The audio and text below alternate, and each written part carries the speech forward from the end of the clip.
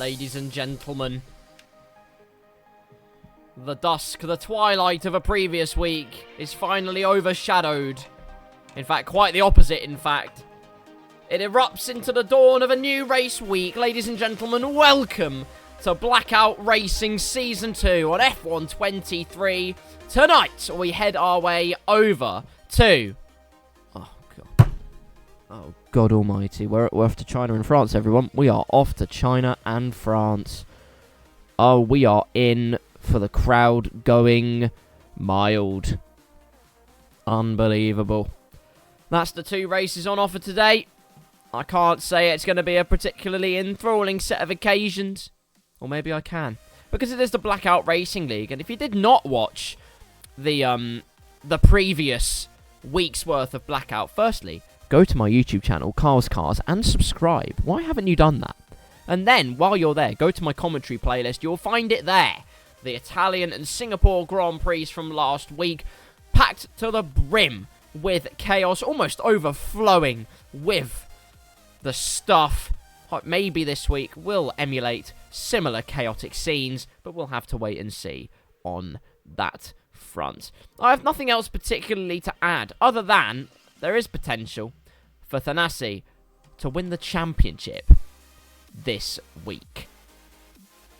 Can you believe that? Granted, there is quite the gap between him and his next closest competitor. And before you ask, I am so prepared and so professional that I am in fact downloading the standings right now. Standings after Singapore Season 2.png.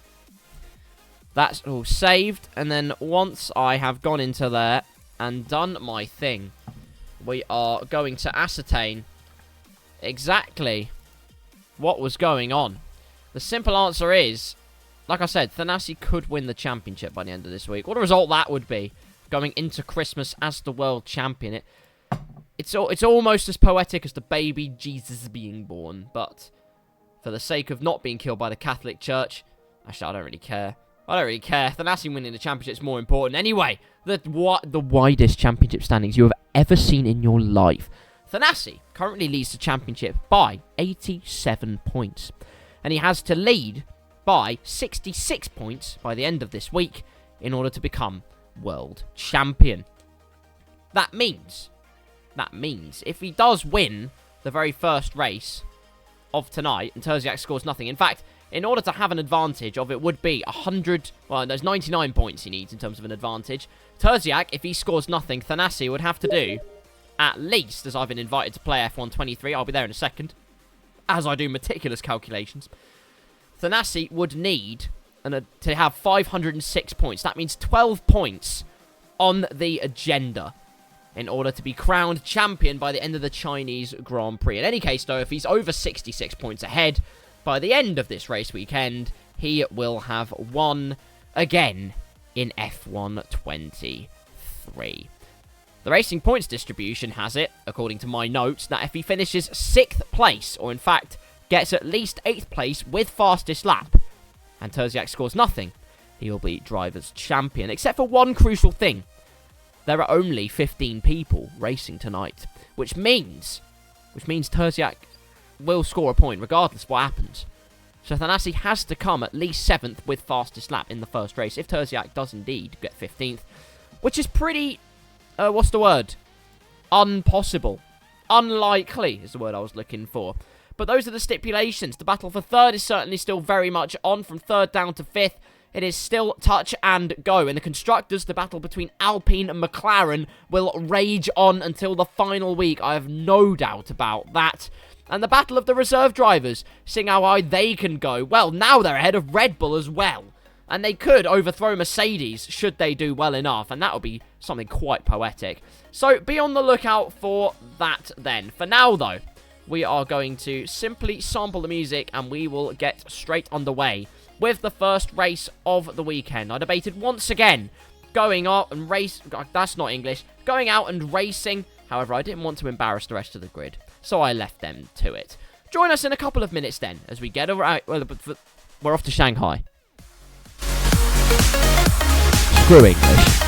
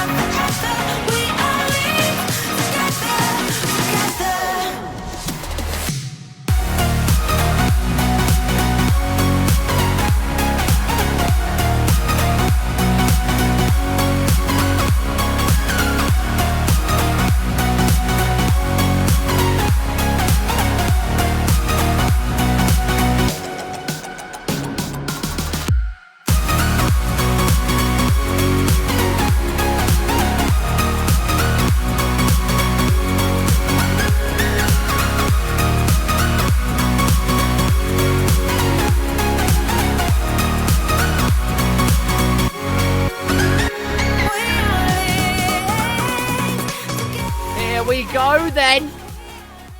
Qualifying is underway for our first race of the evening at the Chinese Grand Prix.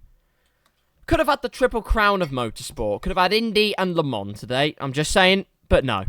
But no, the overwhelming, not even overwhelming, the whelming majority of Blackout decided that China and France were more interesting than two of the most prestigious motor racing venues of all time. And for that I say, why? Why would you forsake us to this pain and anguish and misery? I hate you. Now that I've got my feelings out of the way, let's actually get into some qualifying action and see what is what. Dirkleton isn't here. In fact, there's not a lot of people that are here. I made the briefs... Right. What's gone on there? Buck 57 has clearly found something interesting on the left. He's had a date with Barry R, as it turns out. And rather unfortunately for him, his left front tyre has, well, combusted, for lack of a better term. It's happened immediately here at the start of the Chinese Grand Prix.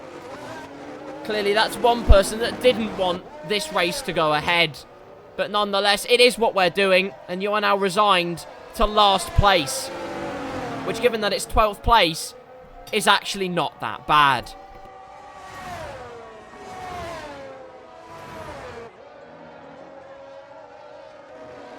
So what can we expect then? Well, actually first out on the track now is Captain Wilco, since Buck 57 decided to go and, well, commit die, quite frankly. Through this snaking right-hand section we go, and I can't even remember if I commentated the Chinese Grand Prix last season. I believe I did. Actually, I remember doing so, but Buck 20 actually nearly went for the win, which was quite the interesting set of affairs. The host is now migrating. It's a perfect day if you're a UKIP supporter. By the way, how did Nigel Farage end up almost winning I'm a Celebrity? You lot are on something, I tell you, and it's not a good thing. So let's get that out of the way straight away. But Wilco will come through the final corner, put any of the pain straight to bed, and awaken the qualifying demon inside. Head for a lap of the Chinese Grand Prix circuit. Through turn number 1 then, does he keep it close to the inside, or does he let it widen out slightly? The second one, in fact, he goes further towards Tibet than he does the apex of turn number 1, but gets it all back together again for a narrow exit out of turn number 2.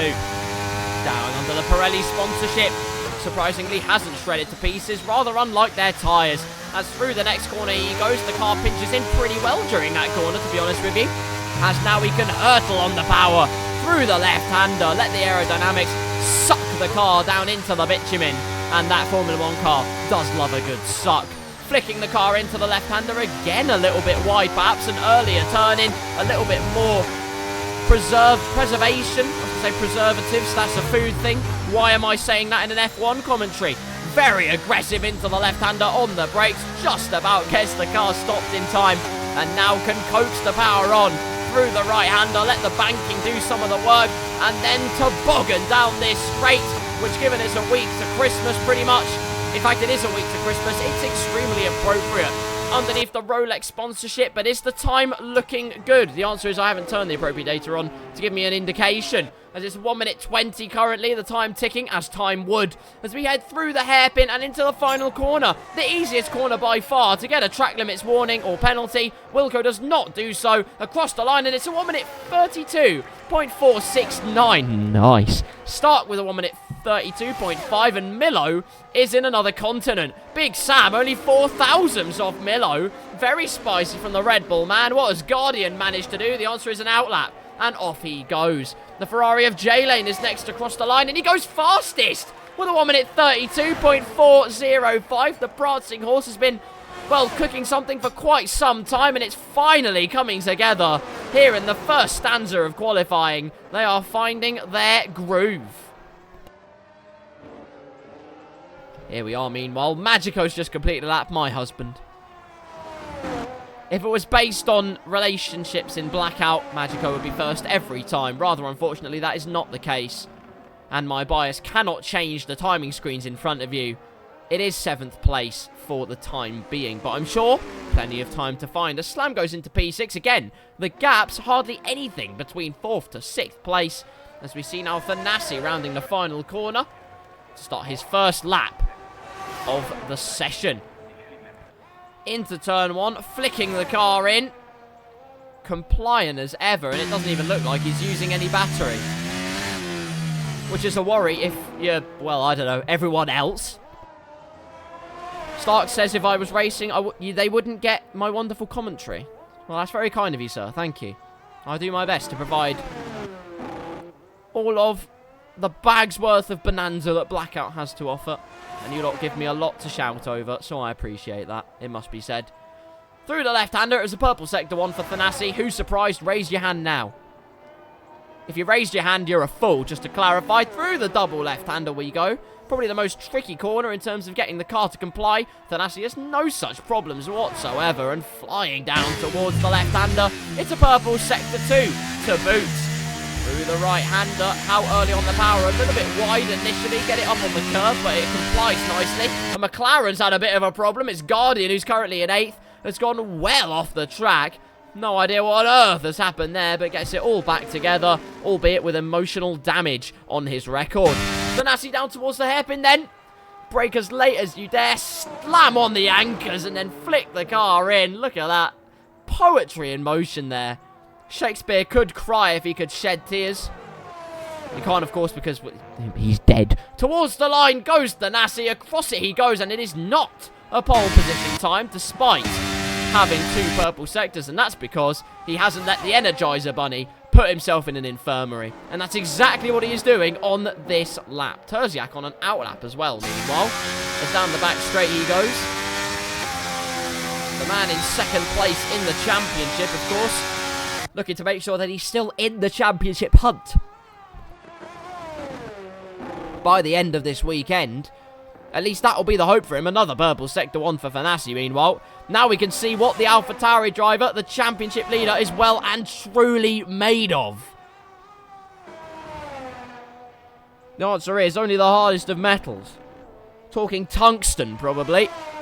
As through he goes. It's a spin, though. I told you it was a difficult part of the track. The tyres do not have the ample amount of traction. The championship leader makes a costly mistake on a lap that could well have been, well, put him well out of arm's reach of anyone else in this qualifying session. But that is a question for another time. I was going to say for another day. The answer is it will be answered in at least 10 minutes' time, because otherwise he's starting 6th at best.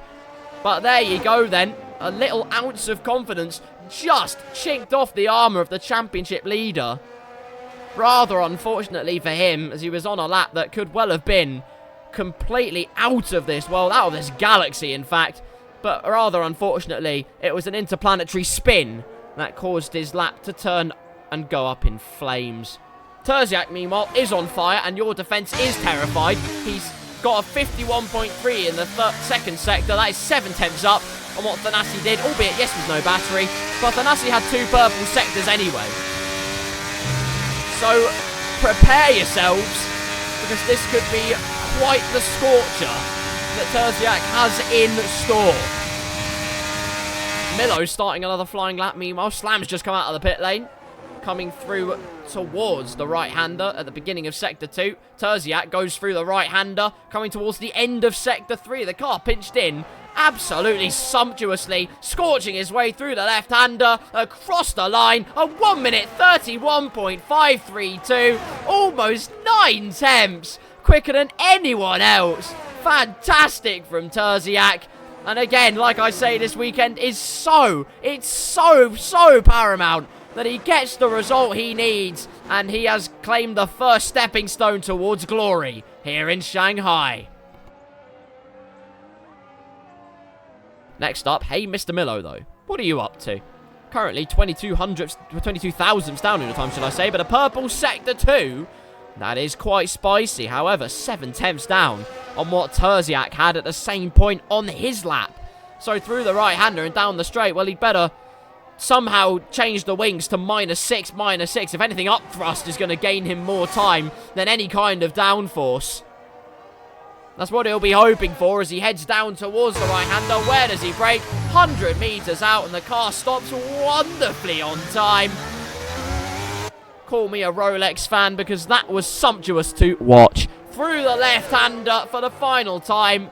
Car darts into the apex. Across he goes, and he's up to P2. Albeit 33 thousandths between himself and J-Lane, but even so, it is P2 nonetheless, as Thanassi going through for yet another lap in this session, as Wilco now bolsters his approach in qualifying, or bolsters his position rather. P2 for the Aston Martin driver, just under half a second though from pole position, and that is really an ominous marker from this man. Oh, never mind. Jamie Tarquin goes fastest by 1,000th of a second, and suddenly dice out the paprika, the cumin, and all other zesty spices you can find in your spice cupboard, because it's about to get hot.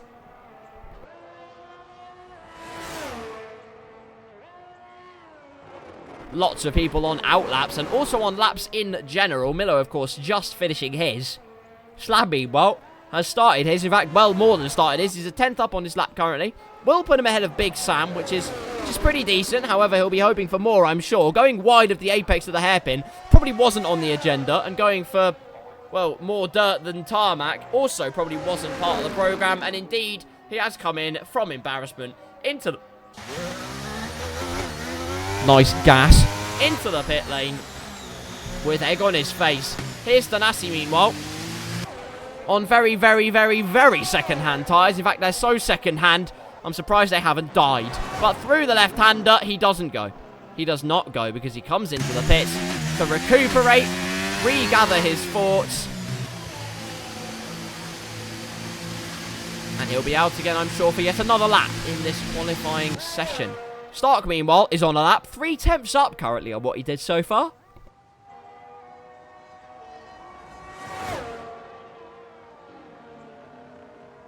Going down the straight like a cruise missile. Going into the apex like $1 billion. Get it? Because Lawrence Stroll owns the team. Oh, never mind. Look, the point is, to the left-hander, Stark will go, darting it in across the line for another lap in his qualifying session. Where does Stark put himself? It's ahead of Milo, right behind his teammate at 1 minute 32.2. Aston Martin 3 and 4 once again. Qualifying is a great, great friend of the Aston Martin team.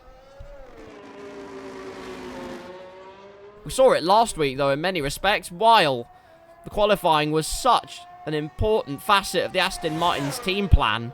Rather, unfortunately for them, race day was where it all crumbled and fell apart. Rather unlike a pastry, they need to keep themselves taut and together all the way through this weekend. Granted, a lot of things did not go their way on race weekend last time out, so they'll be hoping for so much more here in Shanghai and at Le Castellet later today. Big Samuel, big goat, gallops his way out of the hairpin, darts his way through the final corner. No track limits exceeded. Hardly anyone's exceeded a track limit, so well done them. Into P4 goes Big Sam. Where's that come from? Out of absolutely nowhere. The GOAT's done it again in that Red Bull. A 1 minute 32.1 in an Aston Martin sandwich. And I am absolutely spellbound. Big Sam there really channeling Kimi Räikkönen. He really has come with it. Forget I said anything. What I'm trying to say is Big Sam did a very good job. And now it's Magico's turn to do exactly the same. Never mind, he's completed his lap. It was going to be Magico's turn to do exactly the same. But he is currently P10, not too far off the competition though.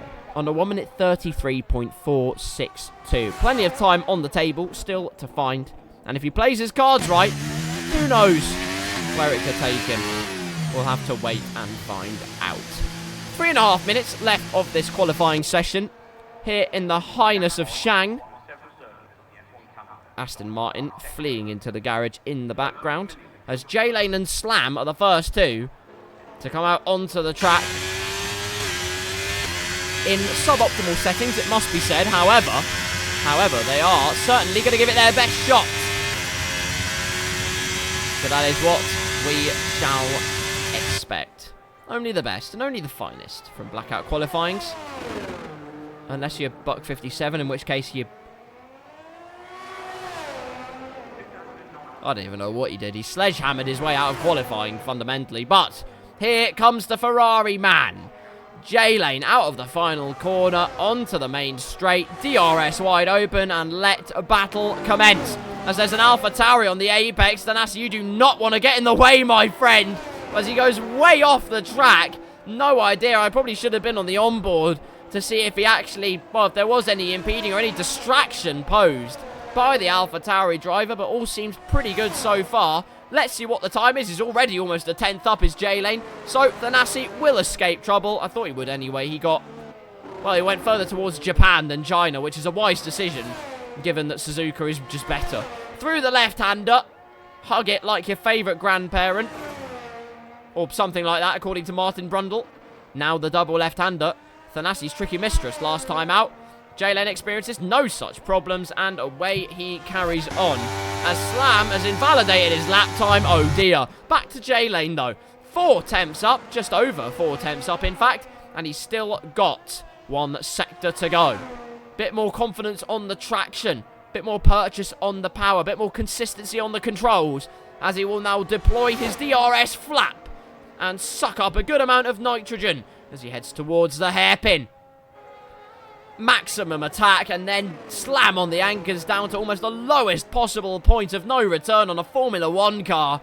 As now you get on the traction, flick the car into the left-hander for one final time, and J-Lane goes across the line into P3, only a 10th off Jamie Tarquin and Terziak, a purple sector 3 to boot there. Lovely and neat little lap there from J-Lane. Ferrari 1 and 3 for the time being, but there are many. Oh dear. Oh, J-Lane's in the wall. And he almost had no nose, but Slam will go again. We know he will. Everyone else on an outlap apart from this man, Captain Wilco. His last hurrah in his qualifying session, and he'll be hoping to make the most of his lap and his car. Through the double left-hander he goes. Plant the power down early as possible, and he does keep it together. Crucially for him, every single apex, every single attack of the corner just has to be calculated to perfection. That's what separates a good lap from a great lap. Well, pretty much at every single F1 track, so it's completely null and void. But especially here, when you have those bank corners, when you have the tricky double left-hander, when you have this braking zone coming up, down towards the hairpin, 100 metres, no problem at all. Slam on the anchors. The car does dart into the apex beautifully. Plant the power on, lighting up the rear tyres as he erupts out of the final corner onto the pit straight. Here comes Captain Wilco into P3 and just ahead of J-Lane at the death. Excellent work there from the Aston Martin driver, but there are so many times that are going to tumble. Slam has pulled off to the side. He cannot improve in this session. Thanassi will be looking to improve though. Down the straight he goes. The championship leader could put himself in such a good position to win it this weekend. Potentially, it's a slim chance. It's a shot in the dark, but it's a shot he's going to try and take nonetheless. Ferrari gets out of the way through the final corner. You don't want to disturb this man on a flying lap, and it's pole position by 4/10 of a second. But again, so many laps to come down. Here comes Stark over the line. Terziak 8,000ths off. He can't do it. Stark into P6. Red Bull of Magico into P9. Only Jamie Tarquin can do it. And he can't. He can't do it at 1 minute 31.309. The top two separated by millimetric amounts. Hardly anything to separate them. Milo has crashed out near the start-finish line. Oh dear. Oh dearie me. Well, there you go. Another qualifying is done and dusted in the Blackout Racing League. And when push comes to shove, my voice breaks. But Thanassi is on pole position at the Chinese Grand Prix. And only 8 thousandths to separate the top two. This is going to be unbelievable, ladies and gentlemen. Do it more of a Gary Neville voice next time. Anyway, Jamie Tarquin in P3, Wilco 4th, J-Lane 5th, Stark in 6th. Red Bull of Big Sam in 7th. Didn't get to set another lap at the end. Who knows what he could have done. So respect to him. Milo in 8th. Magico in 9th. Slam in 10th with Guardian. And finally Buck 57, who didn't set a time, rounding out our 6-row grid lineup. Well, there you go. Qualifying is done and dusted. And I apologise if my voice has a few skill issues today. I did a whole day pretty much of singing. Yesterday. The whole of yesterday. I had 2 church services. I sing in the choir. I'm normally a tenor. Had to jump between alto and occasionally bass as well. That was quite weird. But anyway, I did do that. It was a fun day, but a tiring day for one thing especially, and that was my throat, which makes commentary quite difficult.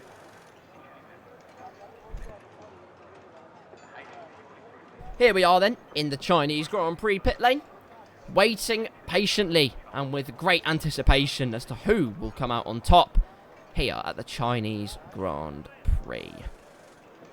Will it be Thanassi? Will it be Terziak? Or will it be someone else entirely? Will it be Jamie Tarquin? Could it be J-Lane? A surprise Aston Martin victory? Can my husband win a race? Well, he wins every race in my eyes. But that's a conversation for another day. Shanghai, of course, built in 2004. If it had carried on in Formula 1, it would almost be celebrating its 20th anniversary next year. 19 years Shanghai has been a thing for. Not in Formula 1 per se, but the track has at least existed for that long. So that's pretty cool.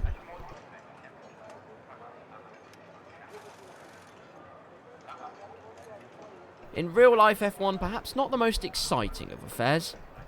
Maybe today, though, in Blackout Racing, we can provide you even more of a super spectacle. The crowd on the top there are going wild. They haven't seen anything happening yet. They're just happy to be there and be in the sun. Meanwhile, our drivers will be looking for eternal glory. 5 red lights.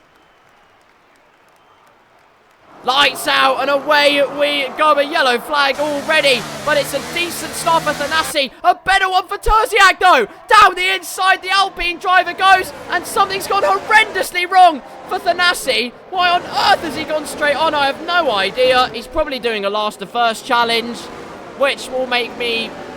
well, it will demoralise the rest of the grid, that's for certain, as Big Sam's had a bit of a problem. Terziak, though, can try and escape, but look who's behind him. It's Jamie Tarquin. The man mountain. The man who puts people under relentless pressure. The man who is occasionally, a bit forceful, but that's not really the point. The point is, he is a fast driver nonetheless. Wilco now up into 3rd as J-Lane's 4th, Stark is 5th, Milo up to 6th, Slam in 7th, Magico 8th, Guardian 9th, and now we look for Thanassi to see what on earth he can conjure up. What kind of magic he can muster in his position currently. A Slam trying to look for a move on the McLaren of Milo. Down the inside, he tries to go. Milo, though, sweeps round the outside. Switchback, though, from the Mercedes man. Lights up the rear tyres. My goodness me, side by side through the Snaily Boy section as Wilco's made a mistake. Oh, no. Wilco with a terrible amount of momentum. Milo's going to breeze past. Slam might even have a chance to try and make ends meet and get up into P6. The answer is no. Milo's been compromised though. Contact as Magico hits the back of Slam. It's all getting very grisly behind. But Wilco does keep 4th. Milo's in 5th. Actually, no. Stark into the pits. What on earth happened there? I have no idea. We're going to find out pretty soon, one way or another. Big Sam trying to go down the inside of Buck 57, meanwhile. Does a spot of lawn mowing for effect, but nothing he can do there to try and get through. It's Thanassi on the move, though. Goes round the outside of the first corner. Has the superior line on the inside for turn number 2. And now is right on the diffuser of Slam. He is not waiting around, and round the outside he'll try to go off the Mercedes man. Contact made there. Getting a little bit grisly as he plants on the power towards the left-hander. And good night, Irene.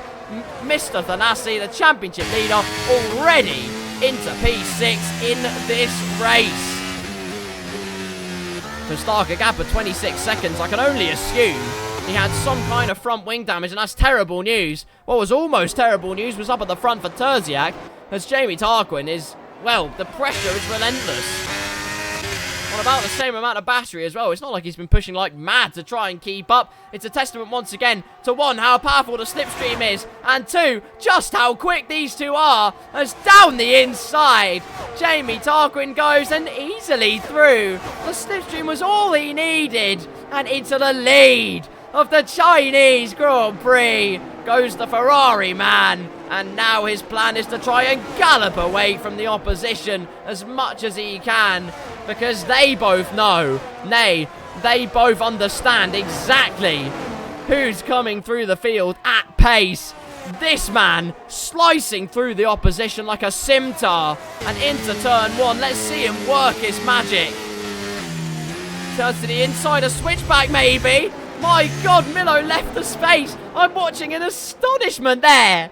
Thanassi, the master at work in Blackout in F1 23. Again, a huge amount of momentum. Milo hardly fights it. That's down the inside. Sweeps Thanassi into P5. He was lost at the beginning of lap 1. Only 2 laps later, and he's into P5 already in this Chinese Grand Prix.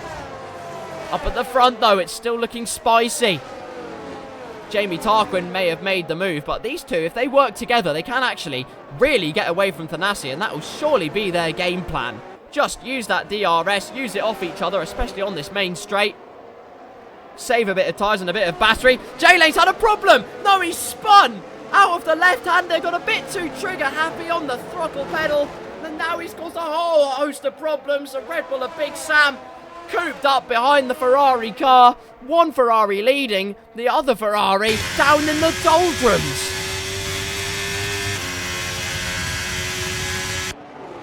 Gap now between Wilco and Jamie Tarquin, 4 seconds. Granted, the reason for that being J-Lane committed die. But again, it's that, oh my God, Wilco almost with a half spin as well. That's a gift for Thanassi. In the background there, he almost another driver darting towards Barrier, but in this case, no problems and no quarrel needed with Mr. Barrington. As into P3 now goes the championship leader, but a mountain to climb. 4.2 seconds, now down to 4.1. Computer's had a skill issue, die. And we're back. Gap is 4 seconds for the time being. However, how much longer will that last for? That is the question. Apparently, Jamie Tarquin is 2 seconds ahead of Terziak. Well, he just isn't. While the timing screen has issues. Through the double left-hander they go once again. Like I said, the most tricky corner on the track for pretty much everybody. These two have absolutely no problems at all. This man had a problem in qualifying, and once he got that mistake out of the way, he's now free to push as much as possible. As DRS will be the Alpine drivers. The Ferrari driver of Tarquin, though, that seems to be his strongest section of the track by quite some margin. So despite the fact that Terziak keeps up extremely well during the first 2 sectors, that sweeping right-hander lacking potential confidence a little bit perhaps. Either way, whatever the case, can't get close enough, but can use that DRS to power away from Thanassi for the time being. That's what these two need to do. Like I said, work together as Milo down the inside of Captain Wilco up into P4, but almost briefly as Wilco attempted the switchback, but mediums easily still have the superior stronghold on the hard tyres in terms of traction, in terms of grip, and everything else besides. And into P4 goes the McLaren man. Lap number 5 here. Gap still at 4.1 seconds, almost 4.2 between Thanassi and the top two. His conquest for the championship continues in this Chinese Grand Prix. Red Bull currently sitting 9th and 10th, having a decent tussle at things. It's actually Guardian who's up into P6, which is rather unbelievable. Slam must have made a mistake into turn number 1 because he was P6 for a time. Now his whole host and train of cars between Guardian all the way down to Big Sam. Magico potentially could get on the back of this train as well. It could get a little bit sprucey as we head through the left-hander into the right, because that's how most tracks work. And into another left-hander. Because Herman Tilke needed a paycheck. I guess the double left-hander, to its credit. Is it a unique corner in terms of the way that it's constructed? That double left-hander, I mean, I guess not really. I mean, I guess in terms of shape, but then there are loads of other corners that do exactly the same thing. Anyway, Terziak's into the lead again with DRS. He's easily past Jamie Tarquin. Who saw that coming? I certainly did. I certainly did. There you go. Into P1. Now 4.3 seconds between Thanassi and the cars ahead of him. And they both can keep the gap stable, which is good news for them. But it also means that Thanassi is absolutely flying out there if he can keep pace with the top two while they use DRS. And he, of course, doesn't have any. So that is pretty cool.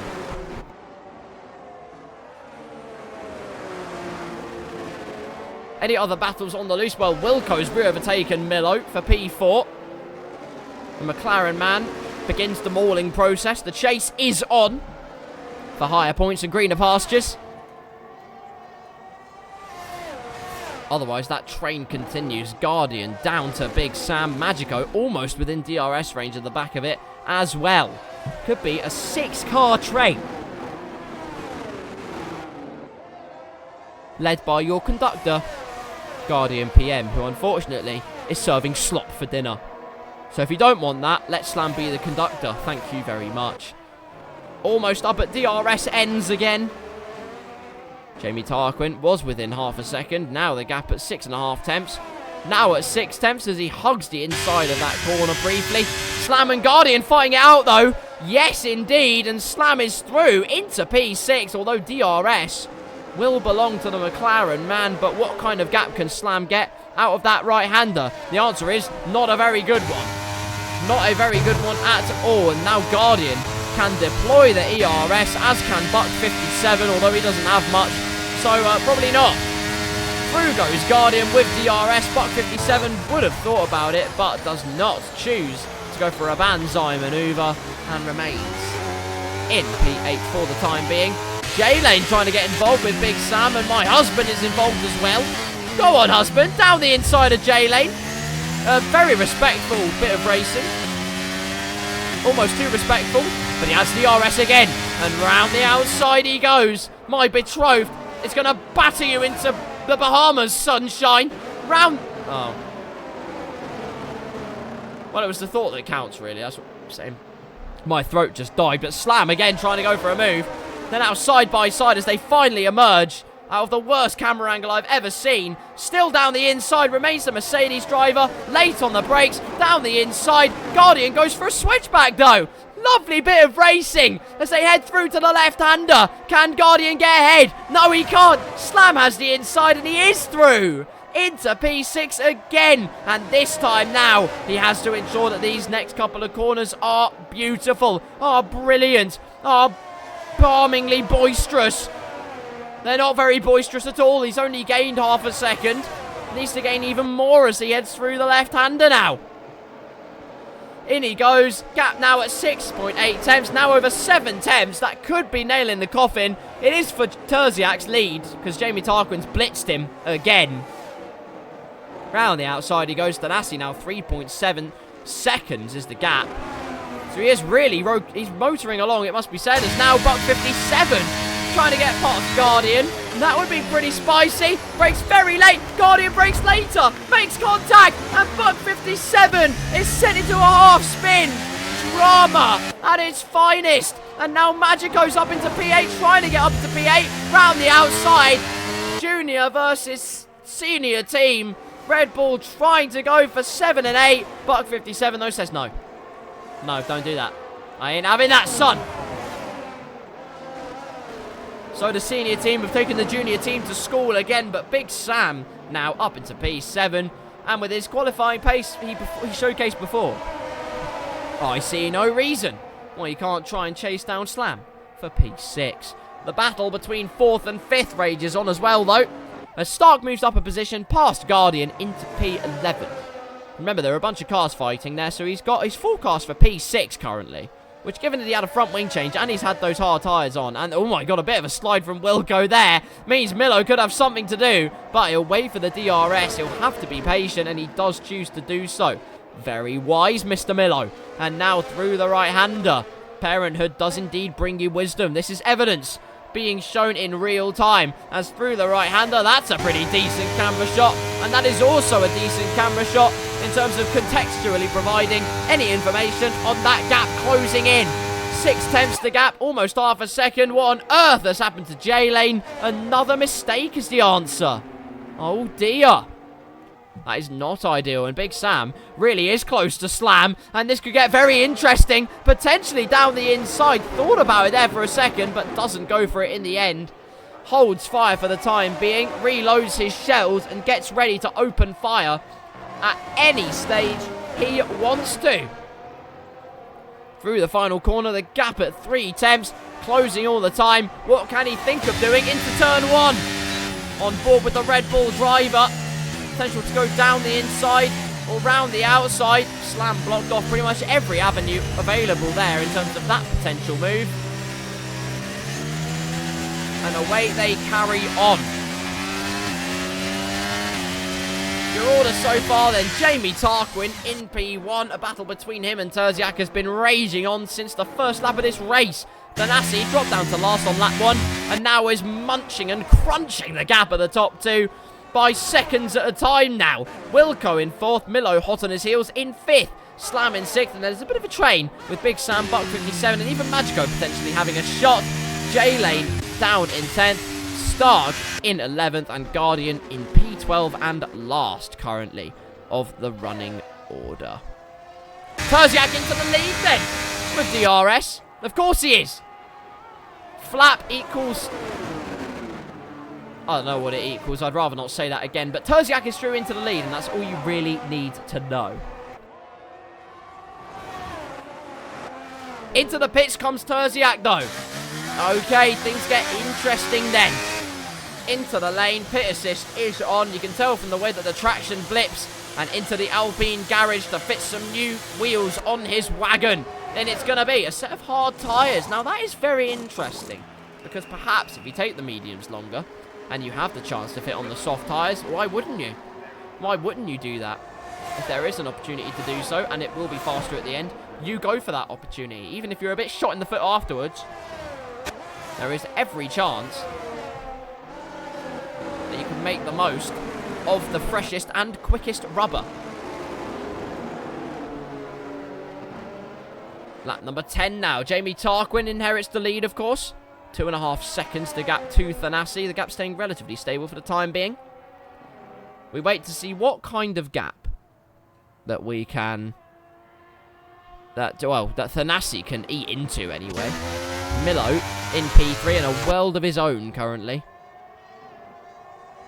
I was going to say in contention for that podium position.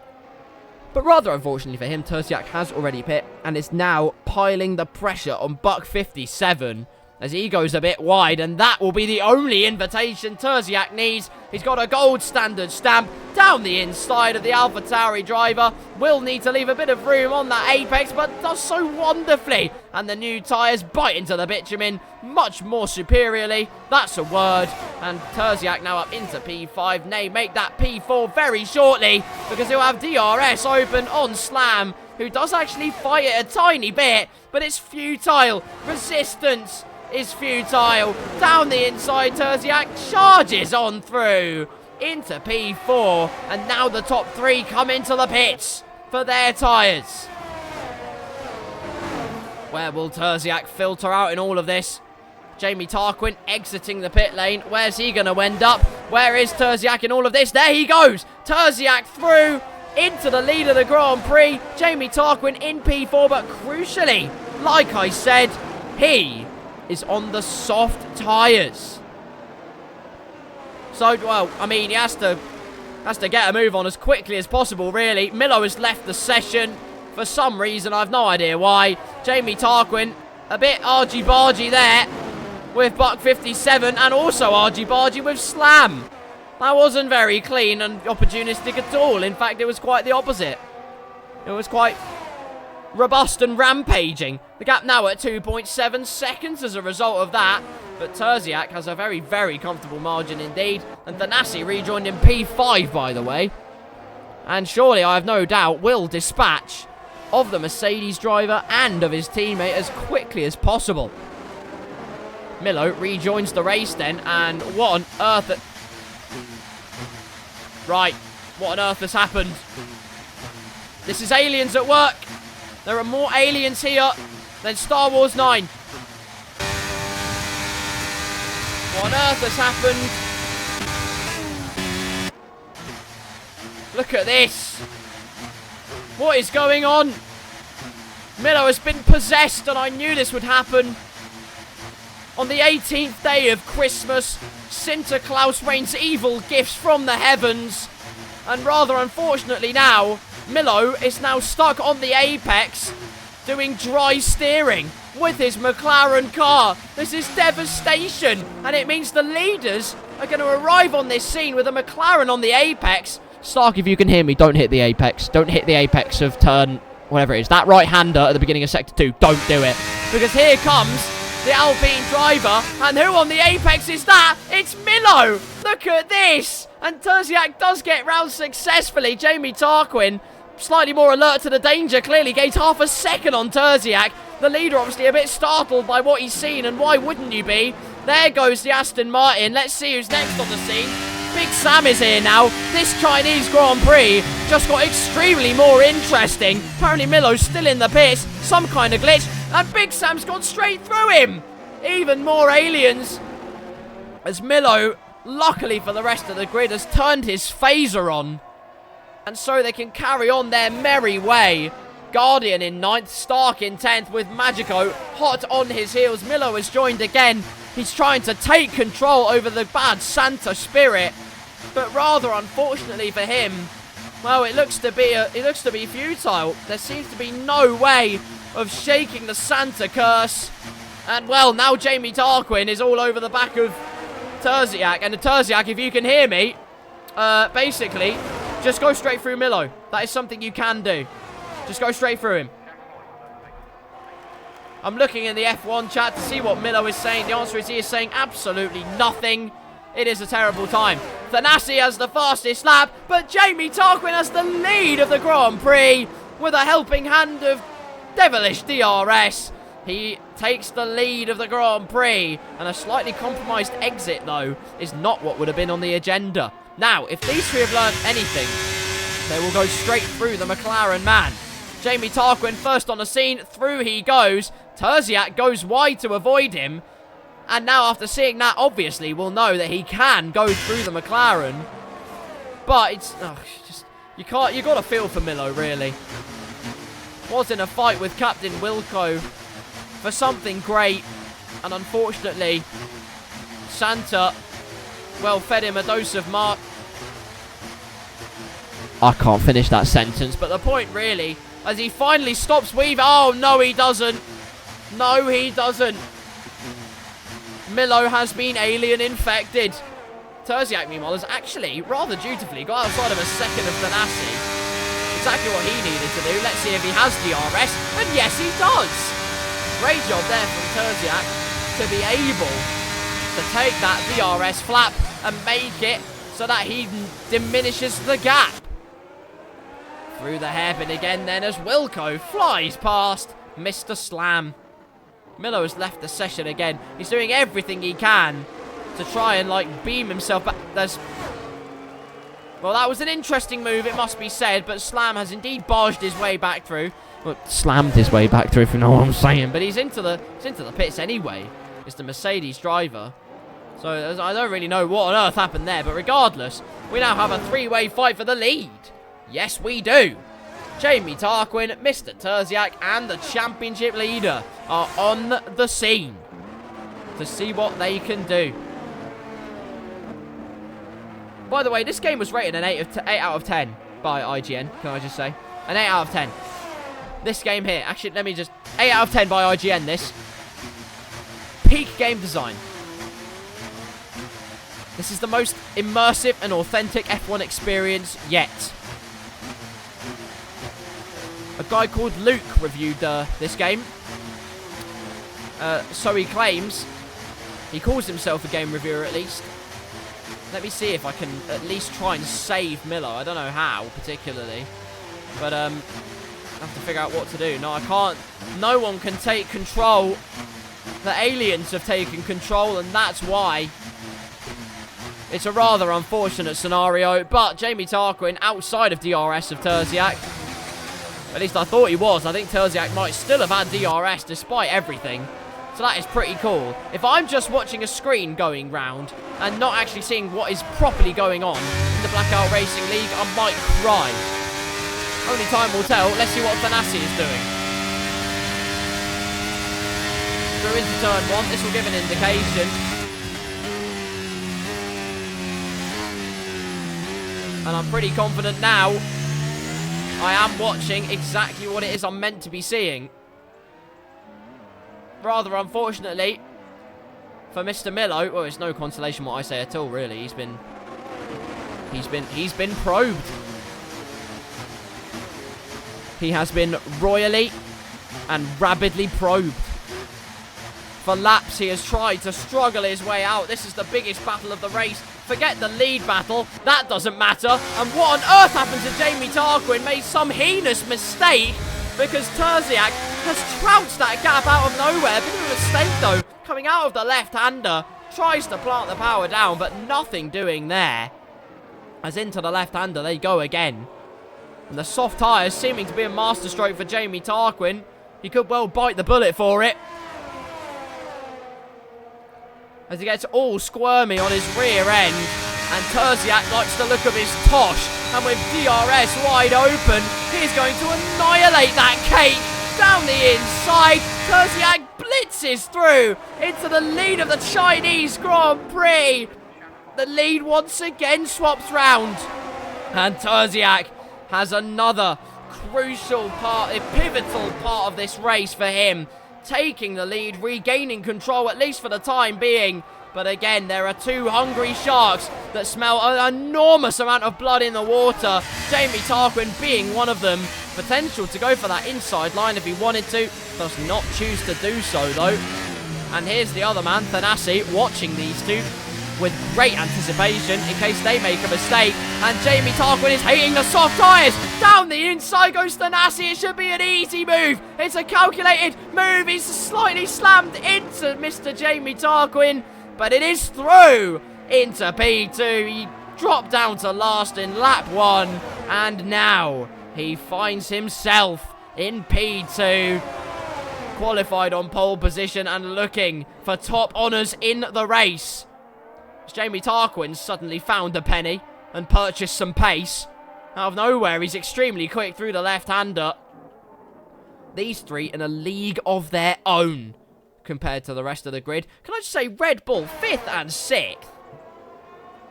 I mean, I haven't seen that silently going on, but that's pretty incredible. As Buck 57 easily gets past Guardian into P7 now. Fantastic stuff.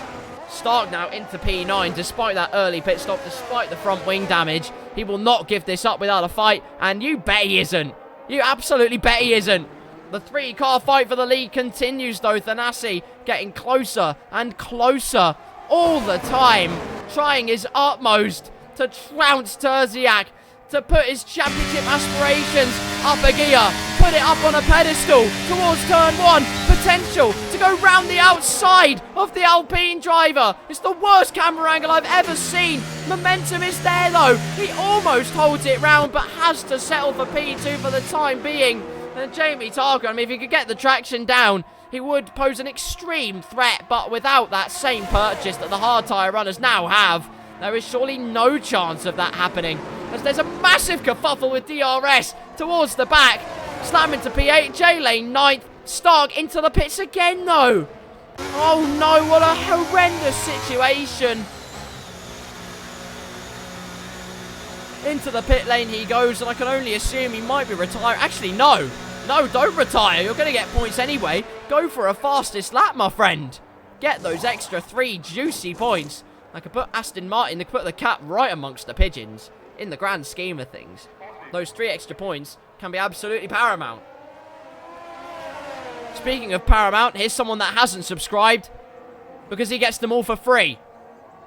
Using NordVPN. Thanassi, using all of his glamour, all of his grit, all of his determination. It's lost to first at the Chinese Grand Prix. Easily round the outside of Terziak and into P1. Goes to championship leader. Jamie Tarquin's going for a move as well. Those softs battered and bruised, but he's resuscitated them beautifully. Into P2 he goes. And Terziak now has a car between himself and potential victory.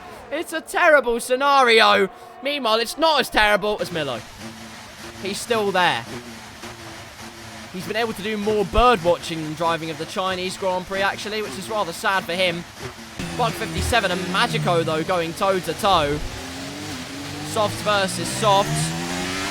Magico down to P7, but only really a few laps to go. Nay, a couple of laps to go of this Grand Prix.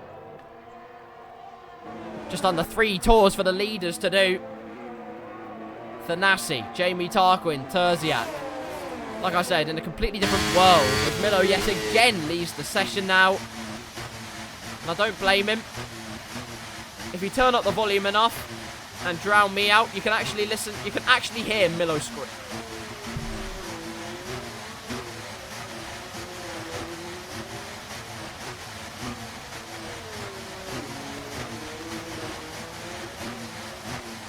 That's if my voice doesn't have a skill issue. Back to the front, my eyes are watering. That was quite a horrible coughing fit I just had. Thanassi's leading, Jamie Tarquin's in second. Terziak has got absolutely no pace. I have no idea what's happened. Towards the hairpin, there you go. Jamie Tarquin will surely not go for a move. Because that would be Banzai. That would be completely Banzai and out of the question. And he'd be a fool for doing so. And the answer is he is not playing the fool. He is playing it cool. Stay in school. Now only half a second between the two. Through the final corner they go. The top 3 still well within DRS range of one another. And the battling continues. Say, Big Sam's catching Wilco. Big Sam is actually catching Wilco. Big Sam could get P4 in... Big Sam would have got P4 in this race had he not just made that mistake. But, you know, every man can dream. That's the whole point. Under 2 tours to go of the Shanghai International Circuit. Your leader, Thanassi, once again phases through a McLaren, as do the other 2. On lap number 19 out of 20. The battle for the lead has been an arduous, grueling affair. Thanassi once again displaying grit, determination, and a whole elbow full of pace to ascertain his status as one of the greatest to do it. If not the greatest on F1 23 in Blackout's case to do it, as Terziak makes another mistake. Stark gets the fastest lap of the Grand Prix, a 1 minute 33.4. Which actually would not have put him last on the grid. Even with that lap time. So that is pretty incredible, my friend. Well done, you. It's catching at a rate of knots, you know. Guardian, you could be in trouble, my friend. Watch this space. So it looks like Jamie Tarquin and Thanassi are going to be duking it out for the top honours. Both have about the same amount of battery. Both of whom are extremely robust and aggressive. Both of whom are paced by the absolute tanker full. And both will not give any quarter to the other. As into the final lap of the Chinese Grand Prix we go. Perhaps another chapter of this fairy tale to be written for at least one of these drivers. Through turn 1 we go. Look at the speed Jamie Tarquin takes. And look at that line. That is about as perfect as you're going to get. But do the tyres have what it takes? Do they have anything left in the tanker? Milo says help. He's been held captive for at least 10 laps. Someone relieve him of his pain and suffering, but Jamie Tarquin is going for it. He's absolutely going for it. Just over 3/10 the gap. Terziak can only watch and pray that they both make a mistake or both make contact. That is all he can do. That is all of the power he has left in this race. Thanassi, though, with still so much battery left. Into the double left-hander. A very good exit for Jamie Tarquin. Under half a second the gap. And now this is the part which needs to be pretty much perfect. Through the left-hander and into the right. Can he do it? 6/10 the gap extends to 7/10 almost. But now almost half a second. And this could get very spicy. The slipstream is pretty strong. Thanassi does have more battery. But DRS will be open on the Ferrari car. Can he pose any kind of threat? The gap to Thanassi is just too much. It is just too much. And that is surely it. That is surely it in this race. And what's happened? Has Terziak run out of fuel? Oh my god, have they both run out of fuel? They both run out of fuel, I don't believe it, but no one's near. Thanassi wins the Chinese Grand Prix. I was so caught up on that. I've got to give him his flowers. Last to first at the Chinese Grand Prix. A superlative drive. Wilco and Big Sam, well, were fighting it out. I have no idea what's happened. He hasn't even crossed the line yet. And apparently he was only 4 seconds behind. What on earth has happened? I have no idea. Big Sam crosses the line for P5. Buck 57 in 6th. J-Lane 7th. Magico 8th. 9th is Slam. And Guardian soon will cross the line into... Oh my god, Stark could overtake him. This is unbelievable. Stark could do it to the final corner for P10. He does it on the new rubber. Something to smile about for the Aston Martin driver. Fantastic. On the final lap. Well done, that man Stark. Unbelievable stuff. Buck 57 with the driver of the day. You have to give it to Thanassi, though. You just have to. You just have to give it to him. There's no way you can't. That is unbelievable stuff there. From the championship leader, who once again does it. Here in Blackout, it is not the championship clinching victory he perhaps might have hoped for initially, but he is one step closer. And with that same result, at the next race at the French Grand Prix, he will be crowned champion on F1 23 for the second time this season. Stark says that's the hardest he's ever fought for a P10. I'll tell you what, until the bitter end, you gave me something to both shout and smile about. That was unbelievable racing. And in the end, this is what it looks like. Turns out Big Sam was nowhere near Wilco, apart from the fact my screen had a skill issue. So it kind of did happen again, but it didn't. At least in this case, J-Lane didn't have a win heartbreakingly ripped away from him. So we can all be thankful about that. Stark wins in my eyes. Fastest lap and got P10 at the last corner. So there you go. Thanassi didn't run out of fuel, didn't put a foot wrong, and absolutely blitzed the opposition, wins the Chinese Grand Prix, and is that much closer to winning the championship. Jamie Tarquin and Terziak complete the podium.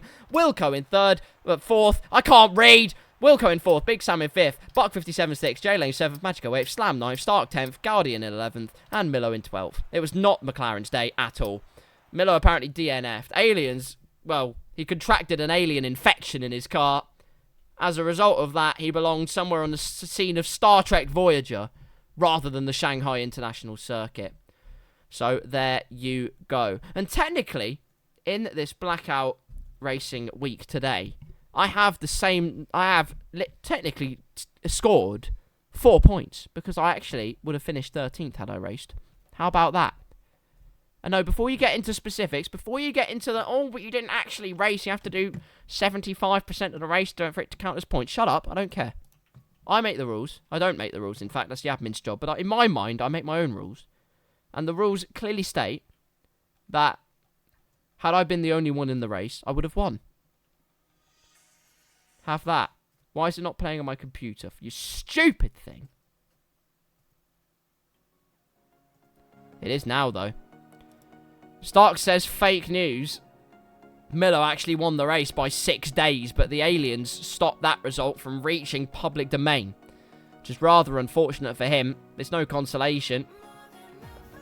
A hammer blow for the McLaren man, who it wasn't a hammer blow for. Awful race, sorry wife. I would say that's not an awful race at all. If you want the definition of awful race, look at Milo's race. Vote for Karl to get 4 points. Yes, do it. Yes, please. Come on. Put me on that leaderboard. I haven't even raced. It'll be a robbery, it must be said. What a Chinese Grand Prix. Congratulations to our podium. Thanassi, Terziak, and Jamie Tarkin, although those two swapped around. Stark with an overtake on the final lap. Aliens controlling Milo's car. Join us soon for the French Grand Prix.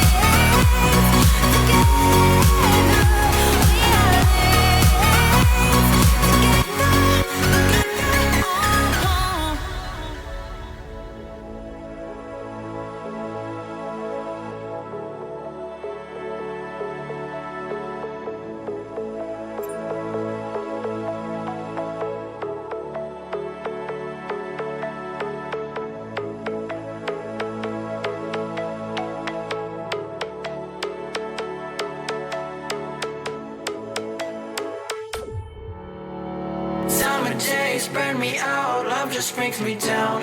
Cold inside like winter leaves that slowly leave the ground. Hey, you come back, I wanna give you a chance. Love me like you used to, so we can learn again. The skin is getting brown, baby, drink your night away. Maybe we will not regret it, you will not regret me. Laying down under the sun, burning love cause we are young. No one tells us what's done wrong, cause it's just me and you.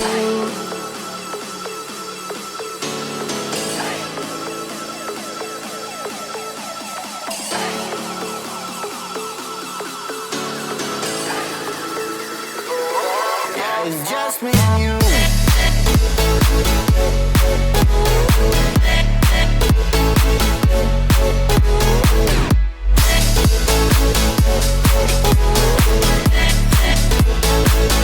Yeah, it's just me and you.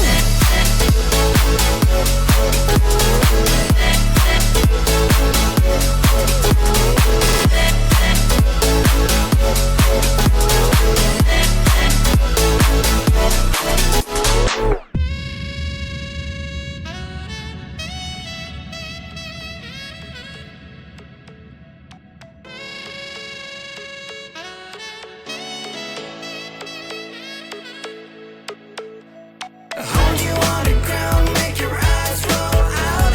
Kiss me all around, baby, do you like the sound of my wasted love? Wasted love, of my wasted love. Hold you on the ground, make your eyes roll out. Kiss me all around, baby, do you like the sound of my wasted love? Wasted love, just of my wasted love.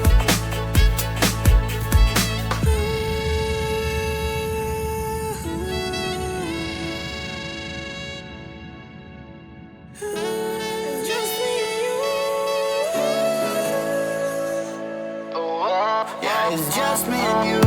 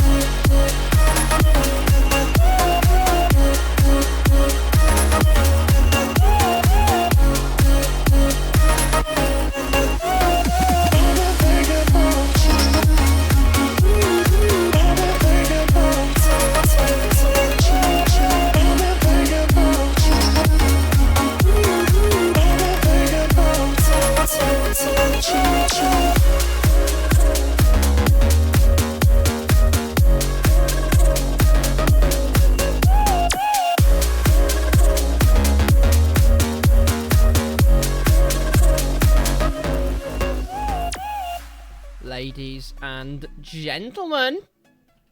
What time is it? It's 9:15. Get a watch. But equally, it is ample time to go to the French Grand Prix. Oh, for God's sake. Why are we doing this? Why are we here? Who seriously thought, no, I don't want to do the Indy 500. That's clearly not iconic enough. And no, I don't want to do Le Mans. That track is a bit boring. So I went to Le Castellet because that's the most exciting offering the world has. Who did this? Own up. You have ruined my Monday. And my fun. Anyway, it doesn't matter what I think or what I say in protest, because it doesn't matter. We're here anyway at the French Grand Prix to do some qualifying. What great fun. Woohoo.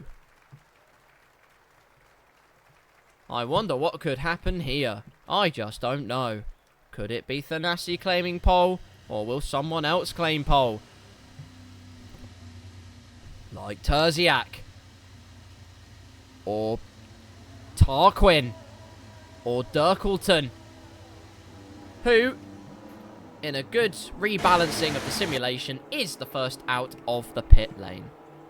And I saw a Williams car, you can't tell me otherwise. Yes, indeed, he is out of the pit lane, and away he goes. Excellent stuff. The French Grand Prix, then, known throughout the pages of history for being absolutely boring as anything. Unless...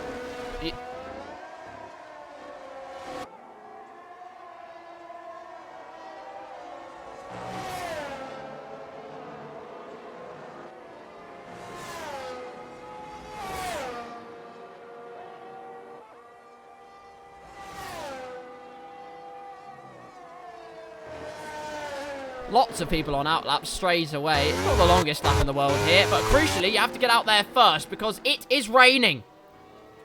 It is raining. If you don't get a lap in now, well, who knows? Who knows what your best lap time could have been? It's going to be a spicy qualifying session. Bit of a spicy meatball. Get through the right-hander. Dirk will have the best of the track conditions as he'll be the first to start a flying lap. Thanassi is the only one staying in the pit lane.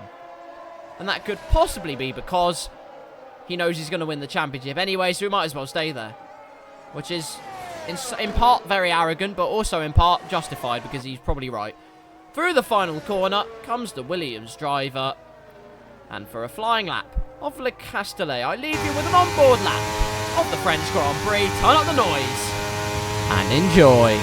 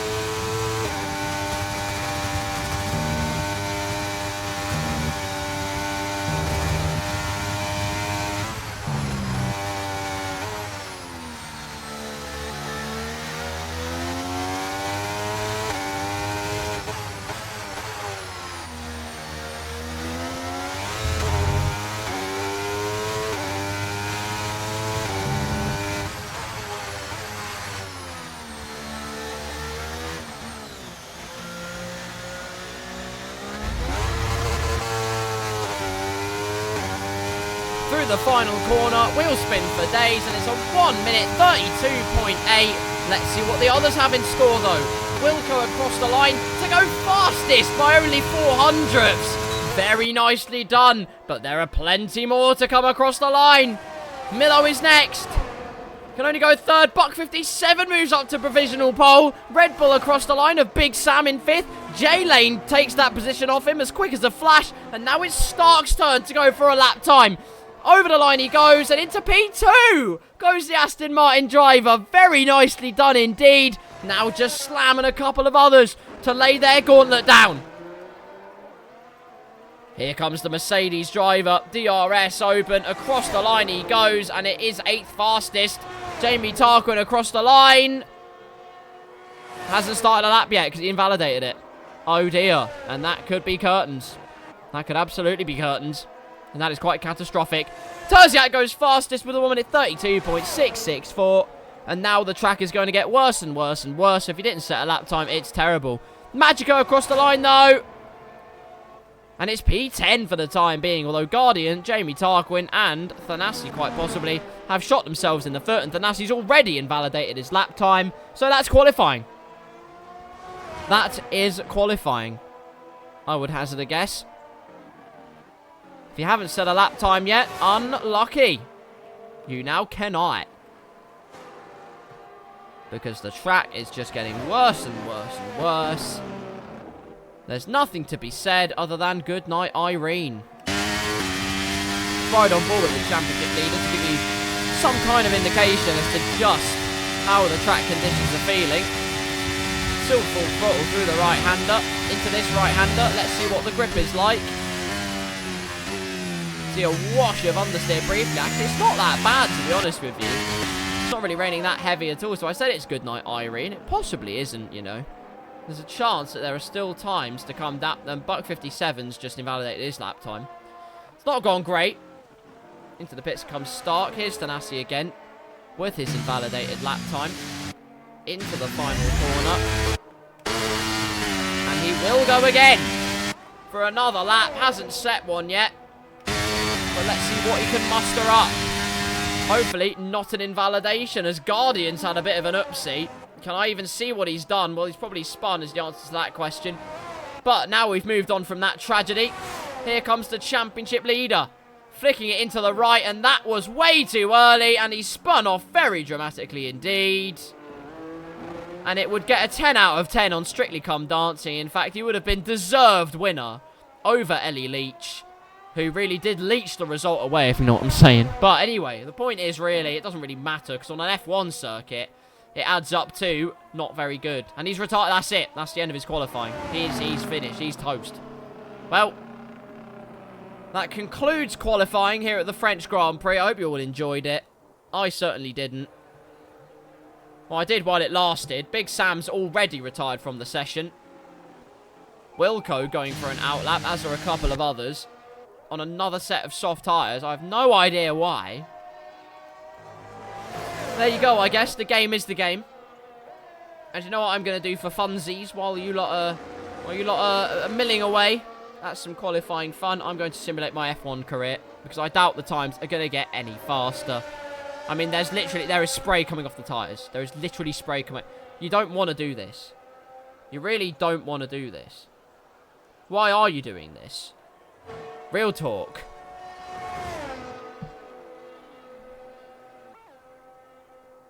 Anyway, what was I? Simulating my F1 career. That's what I was going to do. Let's see what I can do. I don't want to create... What am I doing? I'm trying to search it up. It's not that difficult, is it? Dearie me. Anyway. F1 career. What? Oh, that's inbox. Oops. F1 career filter. Yes, now we're talking. You're just going to have to hear my verbal reaction to this as opposed to anything else, because there's nothing else to discuss, really, is there? So, my Formula 1 career. Let us now use this effect, and let's get to work. So I've got rid of the sound. Away we go. Now, I'm going to be a European Formula 1 driver. In fact, I'm going to be Asian. Follow my Indian roots, doing the Rain Karthikeyan. My favourite team is Mercedes, because I believe I can make it this far. As Milo and Wilco start lap times. Milo is on the intermediates, in fact, so he has seen sense in some regard. But I'm gonna start my career in Formula 3. I have joined the Van Amersfoort team, which is okay, I suppose. Let's see, we've been in there for 1 year, and we finished 4th. It's a decent start, clearly. We have enough of a pedigree to... Oh, dear! Milo in the wall with a massive spinner Rooney. And that is tragic. It's now Wilco, the only... Oh, he's invalidated his lap. Well, there's really no point in continuing. PHM, I'm going to go with the current team. I don't want to do it with PHM. I've been in there for 2 years. I finished runner-up, though. I finished runner-up. So that is decent. We take that. Now, we are welcomed into Formula 1. 2 teams are creating a thrilling transfer shot. Mercedes is one of them. We're going to have to go for Mercedes. Let's see what we get. Podiums and pole position. I got 8 podiums in my first season. That is not bad. That is not bad at all, you know. They are my favourite team. All but Ferraris come knocking, and for big money. They're clearly very impressed. I'm going to follow the money because that is what I'm planning to do, and it worked. I got more... Somehow my rating went down. That's weird. I'm not really sure how, but anyway. AlphaTauri and McLaren. I'm going to stay with Ferrari. I believe Ferrari are going to cook. No, they're not. They're not going to cook, in fact. I got 6, 6, and 7 there. That's really not ideal. Milo and Wilco going for a little scrapperoo, though. Into the pit lane they go. That's the end of their qualifying. 2 more teams. Hassan, I'm going to go to AlphaTauri. I'm going to go to AlphaTauri and hope that's a master stroke. Oh my god, it was a master stroke. 10 pole positions. More podiums than with Ferrari. I am the GOAT. And now Red Bull have come a knocking. Let's go then, Red Bull. Let's see what you have. Let's see what... Oh dear. That's even worse. That is actually even worse. I don't believe it. I do not believe it. I am absolutely... I'm going to Williams then. Screw that. I'm retiring at Williams. This better be good. And it is decent. It's not bad at all. It is not bad at all. Although it's not the greatest set of movements in qualifying. We're just watching the rain fall down now for 7 minutes. So that's fun, isn't it? I'm going to go to Aston Martin and manage them. My rating's gone up again somehow. Career high was 73. I was apparently most successful at Baku, so I've done a Lance Stroll. Did I win a race? I won 41 Grand Prix. It's not bad, actually. Championships. How did I win 2 championships? How did I actually win 2 championships? My career points weren't even that high. I'm just good. No, I'm not in the Hall of Fame, but I've won 2 more championships than Lance Stroll will ever win. And that says it all. That says it all, really, doesn't it? 6 minutes and 24 seconds, and I'm pretty confident I can just play you some music while all of this is happening. Can I not turn the sound up? Frickin' tick. Tick-toe. I hear a car coming out of the pit lane. For thousands of years, they lay dormant. There are still cars coming out onto the track to test the wet conditions. Perhaps there's something I don't know. Perhaps there is going to be a wet race at the French Grand Prix, which would be quite interesting. As onto the intermediates, out of the pits comes Dirkleton. Wasn't here for race 1, but we welcome him along for race number 2. Hope you're doing well, my friend. And I hope the French Grand Prix brings you good fortune. Milo has also retired from the session, as has Magico and Thanassi. 4 retirees from this qualifying already. Does F1 feel like it's been completed when you have music on in the background? Maybe. I haven't decided yet. Do you know what? Let me see if I can make it interesting without music. Let me just try that quickly. So the French Grand Prix at Le Castellet. I mean, it has raced at... F1 did race at Le Castellet before 2018. It's actually in the mid to late 1980s, I believe it was, when they used to do that. Then they moved to Magny-Cours. I think it was in 91, I believe. Correct me if I'm wrong. It's definitely the early 90s that Magny-Cours came around, same time as the Circuit de Catalunya came along in Barcelona. There's been a bit of a rumour mill, a bit of noise in the air that apparently the Circuit de Catalunya won't be used for Formula 1 racing for much longer, which is quite interesting, really, because I don't really know why. I mean, yes, it didn't give the greatest spectacle. Big drift there from Dirkleton. That's a solid 7 out of 10, it must be said. But I'm not entirely sure why, though. It has to disappear into the undergrowth. And where did they go? Did they go to Ricardo Tormo? Well, possibly not, because that track actually might be too short for Formula 1. I've no idea. There's Aragon. There's the Aragon circuit. That would be a good circuit. They're planning a street circuit in Madrid. Screw off. Don't do a street circuit in Madrid. Why do you need more street circuits? Formula 1 is not about street circuits. It's about drivers going head-to-head at some of the greatest tracks in the world. And more than half the street circuits on the calendar are not great at all. Miami just looks like Interlagos that's melted. Baku, I mean, other than drivers having skill issues, it's not really that interesting. It's just a straight line whoring fest. Las Vegas is aesthetics. And then in the actual race, it's colder than the Arctic Circle. What other street circuits are there? Have I missed any? Is that all of them? I've no idea. I'm trying to think now. Of course, there's Monaco. Let me think about something good to say about Monaco. Here I go. Anyway, on to Dirk's lap we go then. Through the right-hander. Planting on the power with the intermediate tyres. Perhaps there is something to take from this session other than just pathetic fallacy for some of the drivers. Actually, maybe there's some acclimatizing to do in the intermediate conditions. So it looks like unless something goes horribly wrong and someone in the intermediates puts in a 1 minute 29, Terziak will be our pole sitter for today, and the rest of this session has been more like a processional test session. With Buck 57 in P2, the Aston Martins 3rd and 4th, excellent from them, Dirkleton in 5th, Milo in 6th, J-Lane in 7th, Big Sam in 8th, Slam in 9th, and Magico in 10th. With Guardian, Jamie Tarquin and Thanassi, albeit having not set times, but they will be 11th, 12th, and 13th, respectively, as the Barry Ollard gets clobbered. Dirk is spun into the wall. He has no nose left. Actually, he's lost half his nose. Voldemort will look upon him very dishonourably. Oh, he won't anymore. He's lost his nose completely. Well done, Dirkleton. Voldemort will now greet you with open arms into his chamber. I mean, his chambers. Stark says he will go out on dries. He says the rain is getting lighter. Here he is then, on the dry tyres. How are the conditions out there? Let's find out. Would a kayak have been wiser? He's nearly spun off again there. Out of the left-hander, a canoe would have been the wise decision. Let's see if Stark can produce a phenomenal lap. In claim pole position, he just needs to find a 10th of a second to claim pole position. The rain is getting lighter, apparently. So this will be everything we expect and more. Towards the apex of turn... Oh, no! He's gone so wide into turn number 1. And ice skates would have been more appropriate than the slick tyres. Oh, dear. Well, in this glorified test session, we have an Alpine versus the McLaren of Guardian. Out of the right-hander, a big slide from Guardian. Terziak takes the lead in the Grand Prix. Guardian held on to the lead for 95% of the race. And the man in second place in the championship is through. But look at the slipstream! Round the outside! The crowd goes wide. Oh, no! Contact between the two. Oh, it's drama. And the championship leaders have collided.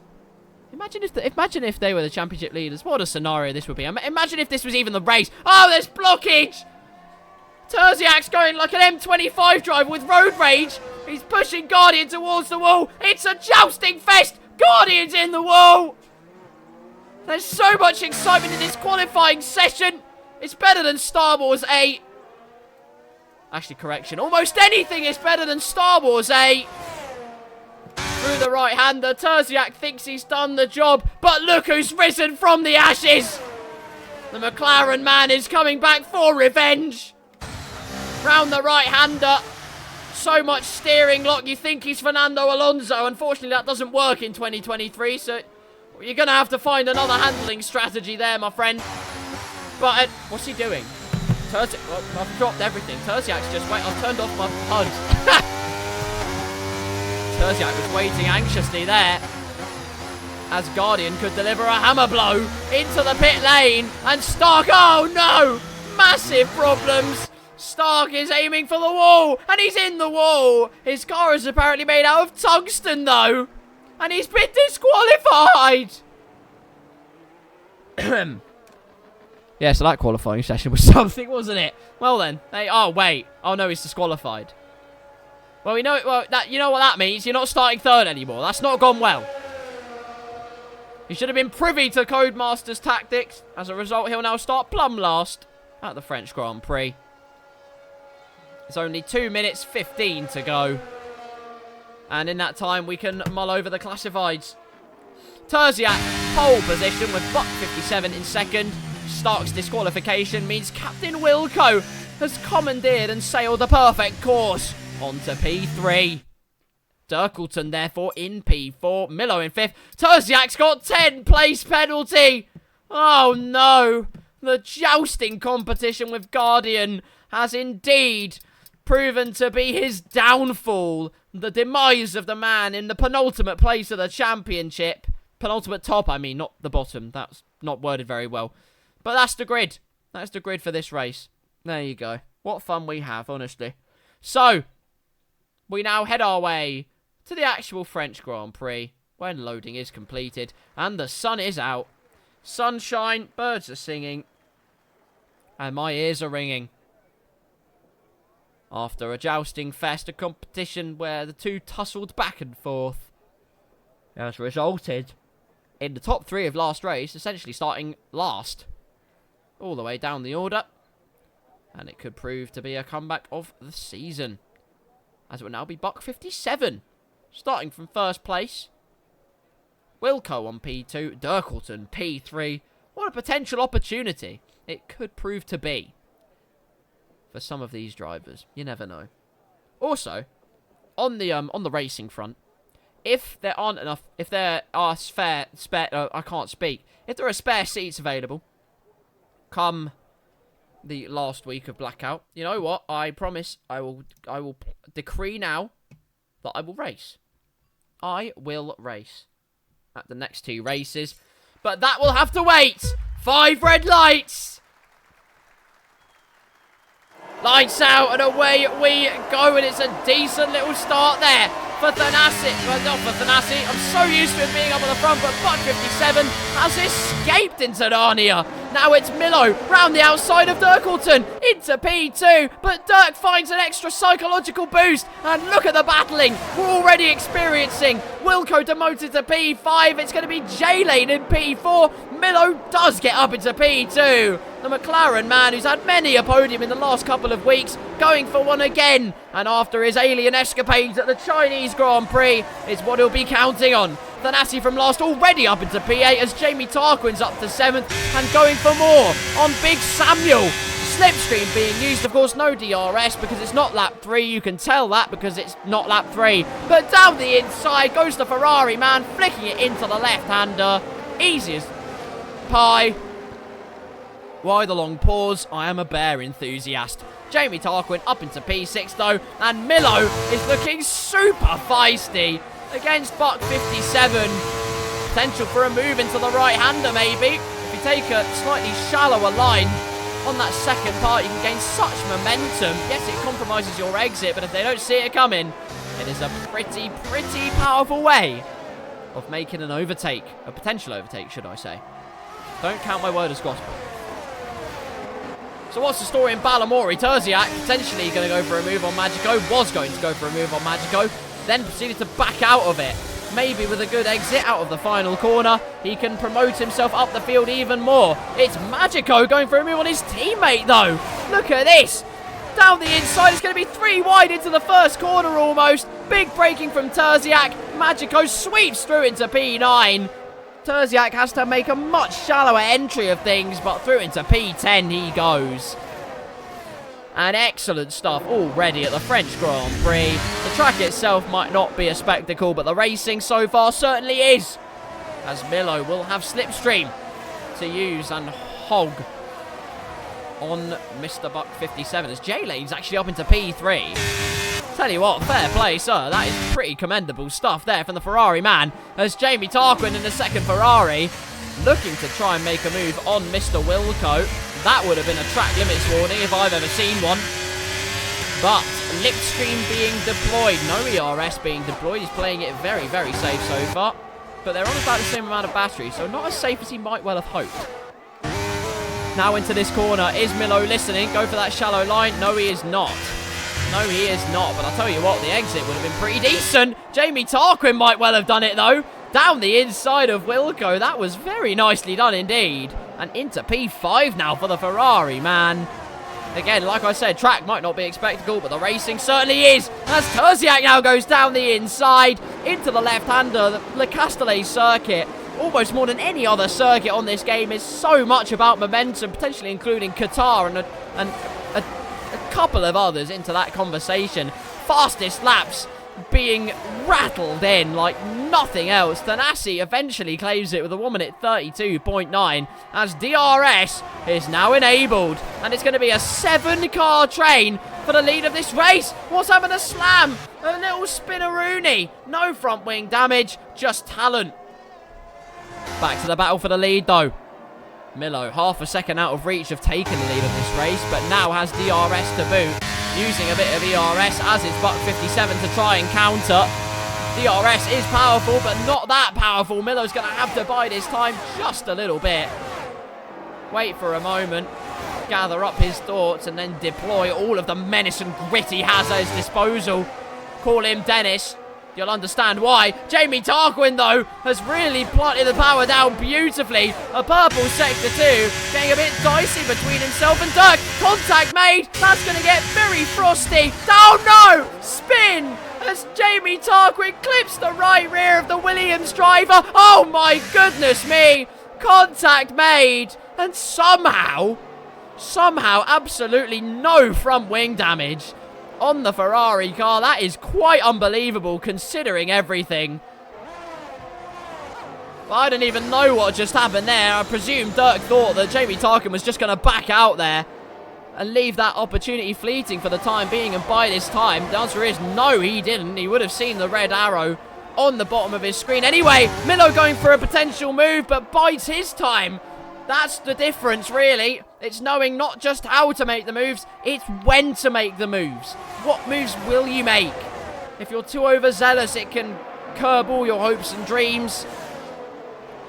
If you're too opportunistic, if you're caught lacking, then it's been a bad Friday night out, but more importantly, it means that the other person will have DRS. Milo, much closer than he was before, though, and with DRS to boot. 7 cars in the fray for the lead of this Grand Prix. Milo down the inside, another new leader. Yes, it is! Oh, no! Buck 57 spun round, and J-Lane is taken round as well. Ferrari implode at the French Grand Prix, and it's a time penalty for Buck 57. Drama at the French Grand Prix, and it results in Thanassi now up into P2 of this race. And at the corner where Jamie Tarquin fell by the wayside, Thanassi grows stronger and stronger. Ice in his veins, but drives like a house on fire. Thanassi really is the definition of a juxtaposition. And now we'll have DRS and a very, very decent gap to Milo to boot. So much battery left. Collected, calm, composed, champion material. And he's going for it again. Terziak in the background, down the inside of Wilco. Still the two of them side by side, and Wilco actually holds station for the time being. Great racing between the two of them. See if Terziak can go for anything else. The gap now was just over a second between Wilco and Dirk. If that stays as it is, it's going to be a very easy set of affairs. And look at that switchback! That's lovely! Terziak with a sumptuous little switchback. Love that. Let me see that on the instant replay. Oh, wait, we couldn't afford one, but surely DRS is his. But Wilco somehow gets the DRS, and it's because it's slightly later than you might think. And the chance goes a-begging for second place in the championship. I mean, he's guaranteed it at this point. He will finish at least second in the championship. His first season on F1 23, and it's absolutely sublime. Got to commend the effort Terziak has done this season. He put Thanassi to the sword at the best of times. But Thanassi again, strength in spades, and he's easily through into the lead of the Grand Prix already. That was extremely underwhelming, but Magico and Stark going for a little juicy battle here. Big side-by-side moments. Round the outside, Stark tries to go. Could get very interesting. Lovely bit of momentum, and a lovely little move there by Stark in the Aston Martin. Up into P7 and looking for the DRS from Buck 57, coincidentally. As through the final corner he goes, plant on the power. Hope you have the traction to boot. No DRS, but he will have pride on his side. Milo not giving this one up without a fight, though. Was just 1/10 behind Thanassi, but now let's see what his bottle is up front. Still got full battery. It's really just coasting. He's toying with the opposition. Don't let him do it to you. He's going to try and control it. Don't let him do it. Deploying some battery out of that corner. thunders away. The gap now at 0.8 of a second. And he really does make it look effortless. Through into the chicane, the gap at 0.6, but again, if he needs to, he'll just deploy a bit of battery, and I don't think he really needs to. Milo deploying the battery gains quite a significant amount of time. That's really the difference between deploying the battery and not deploying it. Meanwhile, Stark's going for more moves down the inside on Buck 57 and through into P6. Goes the Aston Martin driver. Excellent stuff. How many times can my gaseous gremlins provide skill issues? It doesn't really matter. Stark now up into P6. Oh my god, I've done it again. Alfa Romeo aren't even racing today. That's even worse. But Aston Martin, 5th and 6th. That is highly commendable indeed. Terziak does eventually get past Mr. Captain Wilco. We saw the move being done. We saw the sumptuous switchback. We didn't see the passing move in the end. Jamie Tarquin now into the pit lane already on lap number 7. Off the soft tyres. Surely going on to mediums might be hards in some extenuating circumstances.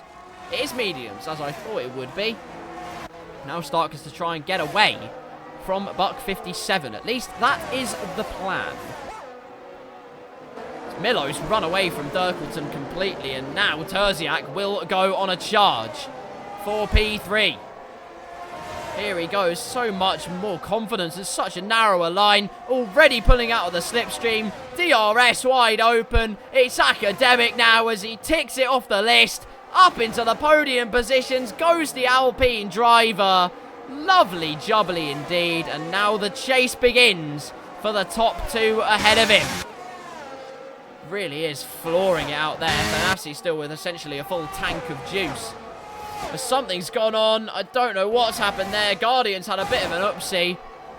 Big Sam now rocketing along as Stark has got problems. Buck 57 going for another move, but that's easily disposed of as he tries to find the momentum down the inside, but nothing working out initially. Maybe it will now, though. Has the outside line for a little bit. Tries to break as late as possible. In the end, all he can do is have a good old snog of the diffuser of Stark, which is quite disgusting. But a stout defence and great racing from those 3. You love to see it, it must be said. Onto lap number 8 almost of this Grand Prix. In fact, yes, onto lap number 8 of the French Grand Prix. Thanassi leading. Buck 57 now into the pit lane. Let's see what tyres he puts on his wagon. Answer is surely mediums. The answer is yes, it is medium tyres. That goes straight on to Buck 57's wagon. Very close to the pit lane exit, so actually it should be easily out of the pit lane and onto the track. In theory, ahead of Jamie Tarquin. Oh no! Out comes Jamie Tarquin. He's going to be side by side briefly, but easily then sweeps through and past Buck 57. So the comeback of Jamie Tarquin potentially brewing up. Who knows? Could be something to watch as the race goes on. Terziak now trying to deplete that gap between Milo and Thanassi. Gap at 2 seconds, but Slipstream helping out Milo a treat, and also, more importantly, the DRS is doing the same thing. Thanassi with a full tank, he's toying with them. He's absolutely toying with them. You either hate or love to see it. It depends what you think of the guy. Actually, it's a community league. All you can do is love him. If you hate him, get out. Jamie Tarquin with a 3-second time penalty. That's an implosion. But he is closing in on his teammate rapidly. So perhaps the fairy tale is not quite done yet. Mediums on J-Lane's car, rather interestingly, and on Slam's car. Clearly hard tyres were not part of the script. Meanwhile, into the pits comes Thanassi. Onto surely a set of medium tyres. In fact, a whole host of cars coming into the pit lane. Dirkleton follows. Both Aston Martins follow because they know they can. Through pit row he goes. Let's see if the Aston Martin boys can work miracles. The answer is yes, they can. Very nice double stack indeed. Straight out of the gate. And just behind Magico, out comes Stark. Which really is not that bad at all. A little bit of a hold up initially. But he will be happy with the result after that, I imagine. Because he can still get out there. He knows he's got great pace and he can do a job. Terziak, meanwhile, is within DRS range of Milo. He has caught up astronomically. No idea how. Guardian's had a problem. Spinning off into the infield. And Voldemort is looking very, very pleased indeed. It must be said. Tell you what though, rather interestingly, no safety cars in this race. Both Ferraris going side by side. That was freaking picturesque. Love to see it as Guardian now gets 10 seconds worth of penalties for exceeding the track limits. He gets 10 seconds worth of penalties for essentially getting out of the way. Jamie Tarquin trying to go around the outside of J-Lane. Things are becoming quite frosty between the two teammates. Dearie me, that's not part of the Ferrari script whatsoever. And now Guardian's all over the back of Jamie Tarquin. What on earth went on there? Hardly any battery left for the prancing horse man. Potential for the inside line to open up, and it looked like it could have done initially. But now with those newer medium tyres, surely you can try and sweep round the outside. Gave it a good go. Will switch back instead. Lovely, neat little move from Jamie Tarquin when he wants to show beautiful racecraft. Boy, can he do it. As into P7 he goes. Dirkleton is next target. His prey in waiting is just ahead of him. Terziak still out on the track, by the way. He hasn't pit yet. That's rather surprising, really, but a massive slide there as soon as we went on board with him. Those tyres are surely goosed. 17 seconds the gap to Thanassi. Terziak surely will be fighting for P2 at best in this race. Unless there's a safety car. But that's all conspiracy. We'll never know if that'll actually happen. Stark and Magico are on the sesh, though. Through the right-hander. Stark will have a dose of DRS.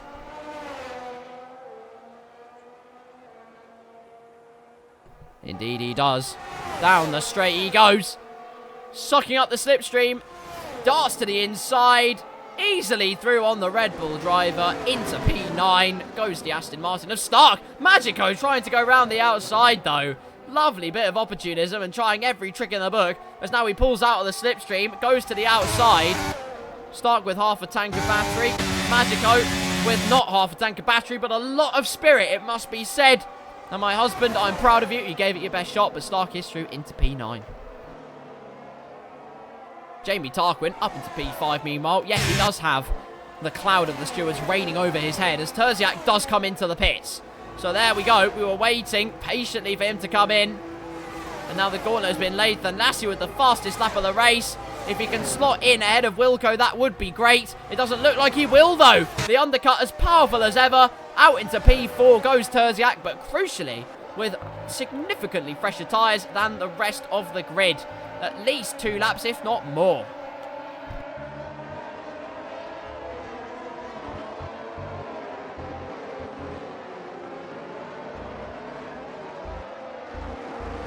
A rousing helicopter shot, though. Must be said. What a camera angle that is. As through onto the straight they go. A big helping of DRS for Terziak. Could try to get this move done as quickly as possible. But we saw what happened when Jamie Tarquin tried to do that. He ended up spinning off and emotionally damaging himself. So through the chicane they go. Terziak will not fight this too hard at first. Just pokes the tyres in. Give them a bit of a chance to breathe into life.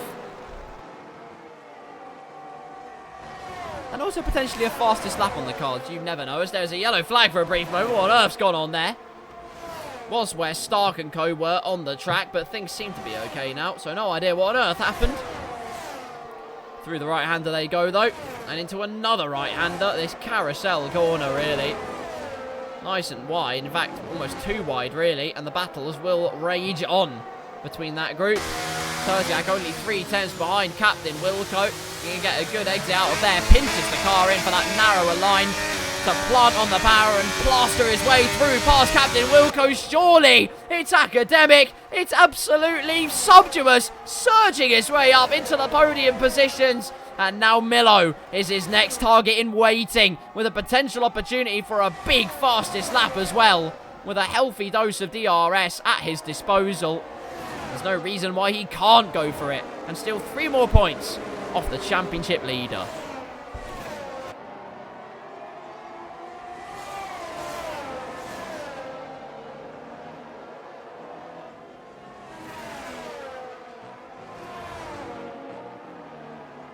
DRS on Milo. I told you it was going to be an opportunity for fastest lap and P2. He's done P2. Now he has the other box to check off that list. The Alpine driver through into the top 2 with 2-lap fresher tyres. It's all about the 2s today, really. But Milo with a healthy hand of slipstream, he won't give this up in a hurry if he can avoid it. Through into the right-hander they will go, on board with the McLaren driver, trying to put on any kind of pressure. But Terziak has an absolutely sensational run through that corner. And there is absolutely nothing Milo can do. Meanwhile, J-Lane and Magico fighting it out. Magico goes extremely wide. J-Lane takes the position. It's Stark actually up into P8. That's the crucial thing. J-Lane's lost that position. And Magico going for more. A slight tap of the diffuser there. And J-Lane's round at the infield. Luckily, the barrier is nowhere to be seen on this track. If anything, he's suffering from neglect. But Terziak does get the fastest lap of the Grand Prix. 1 minute 31.7. And 3 extra points to his name. In fact, in that position, he will score the same number of points as Thanassi. That gap won't change. But that is tragedy. That is tragedy for him. Because he'd have to win this race. In fact, nay, more than win this race. Hope Thanassi probably doesn't score at all. But he will. He will do that. He already outscored Terziak by a number of points already, and we know what the gap was at the start of this weekend. We know what it will end as if Thanassi stays in this position, doesn't muck anything up, or something drastic happens. He will be champion in Season 2 at this race. He will go into the last weekend of Blackout Racing Season 2, already with the crown firmly flex-taped onto his head. It even works underwater, which is great news for him because it won't fall off in the rainy races. Milo's still going for it on Terziak, meanwhile. Terziak has got the fastest lap, but Milo is not taking this lying down for 1 second. Unbelievable bit of fight and grit as Jamie Tarquin gets another 3-second time penalty for multiple warnings. I have no idea what on earth's happened. He's now got extremely wide. Into 7th place he goes. What on earth happened? I have no idea to answer any of your questions. He's going into the pit lane. Is the answer to that question. Into the pits comes the Ferrari driver, surely to fit on another set of softs. And Ferrari at least going for a fastest lap in this Grand Prix, which is, you know what, it's fair enough to them. No front wing needing changing. I have no idea what on earth happened to him, but either way, down the order, he plummets as trundling down the pit lane goes Jamie Tarquin. What else is happening in this race, meanwhile? Well, Buck 57 is within DRS range of Durkleton. That's the big story in Ballymore. Would you like to know? Through the right-hander, he will be well within DRS range. At the detection point. But nothing can come from it, surely. And he's still got that time penalty looming over his head. The crucial thing is, as long as he stays 3 seconds away from Stark, he will get P6 in this race. So that'll be pretty good from him, let's be honest. Let's have some lap data. Nay, let's see what penalties everybody has. There they are. 3 seconds, apart from if your name's Jamie Tarquin, who has 6, or Guardian, who has 13 seconds of penalties. That is quite dramatic, I'll be honest with you. Story in Ballymore, though. Milo is up into P2. That's the story in Ballymore. I would like to know that. Why has Terziak lost P2 in this race? I have no idea. But that is what has happened. And Milo now claims McLaren 2nd place in the running order for the time being. I would say could go for more, should he desire to. But Thanassi with a 6.5 second time gap. Well, I mean, surely it's not possible. I think it wouldn't be. You never know, could have a skill issue. I say could. We'll just have to wait and find out. Jamie Tarquin then, round the final corner, will go for a fastest. Why is Stark suddenly in Magico's range? I have no idea. Must have been an absolutely crippling mistake that happened. But he's now down to P8. And now the hard work that he did has been completely undone. Now he has to try and Control-C, Control-V that. But Big Sam is looking particularly racy, even with a 3-second time penalty. And the cloud of the stewards descending doom over his head. Meanwhile, Terziak is not keeping up with Milo. What has happened? In fact, Wilco looks to be more of a threat currently. And that is quite a worry for the Alpine driver. Milo also has more battery than Terziak. So what on earth has gone on for the man that's second in the championship? Guaranteed second, grant you that. But where has his pace gone? The answer is he's found some again, as he's caught up 3 tenths to Milo. Nay, make that 4 tenths through the left-hander. He's paying attention, everybody. And now he's flying along.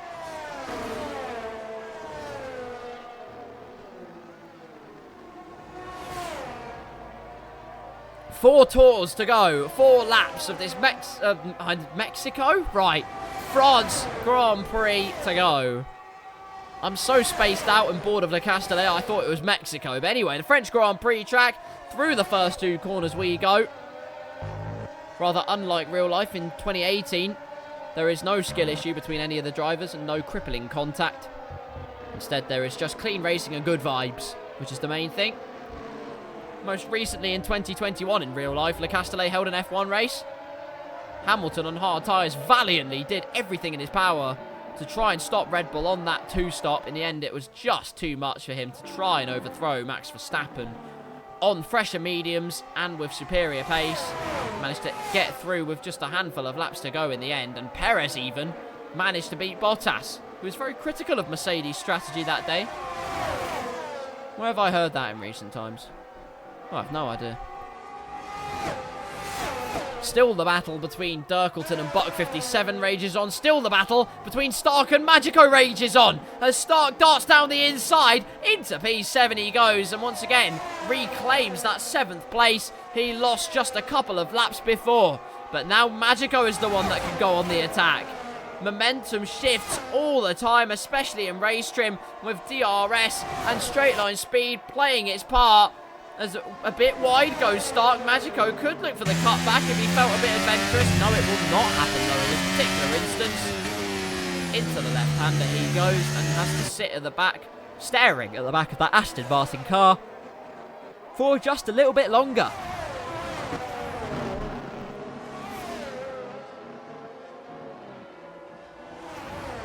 Three laps to go then. Not a huge amount to talk about. Perhaps Buck 57 though.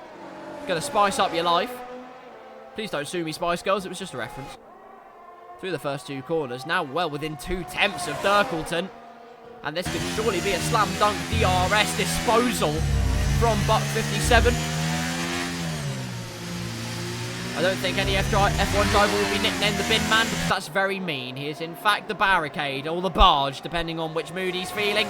In this case, he's the barge. 3.5 tenths the gap, DRS wide open, half a tank of battery left. To the outside he goes with DRS wide open. It'll be side by side into the chicane as he sweeps round Mr. Dirkleton. Dirk trying everything to try and remain alongside, but his attempts are nullified by the AlphaTauri man, who is through into P5 on the track, albeit though with a 3-second time penalty. So in the end, who's really winning? Oh dear! Guardian out of the race. What on earth happened there? Spun off of the right-hander. Well, he must have done, considering the fact that, well, that's where his dot is. And that is our first, unbelievably, our first DNF because of a crash of the day. Didn't happen at the Chinese Grand Prix. In fact, this is going to be the first weekend of Blackout. In fact, the first Monday of Blackout in F1 23. Where there's been no safety cars that I've been commentating, I'm pretty sure. And that's quite incredible. No safety cars at all. Almost unheard of. But alas, it is what I'm hearing of today. Terziak been quietly saving his battery. So has Milo, though. So Terziak better have his wits about him as Jamie Tarquin moves easily past Slam. Yes, he's on the fresh softs, so that's an indication as to why. But round he goes into P10 on the track. Now only has 2 laps to try and build a 6-second gap on the Mercedes car. And that is a tall order for anyone. Maybe not as tall for Jamie Tarquin, but it's a tall order for even some of the best in F1 esports to make a 6-second gap in 2 laps. So, let battle commence on that front. Terziak still remaining behind Milo, even with that DRS.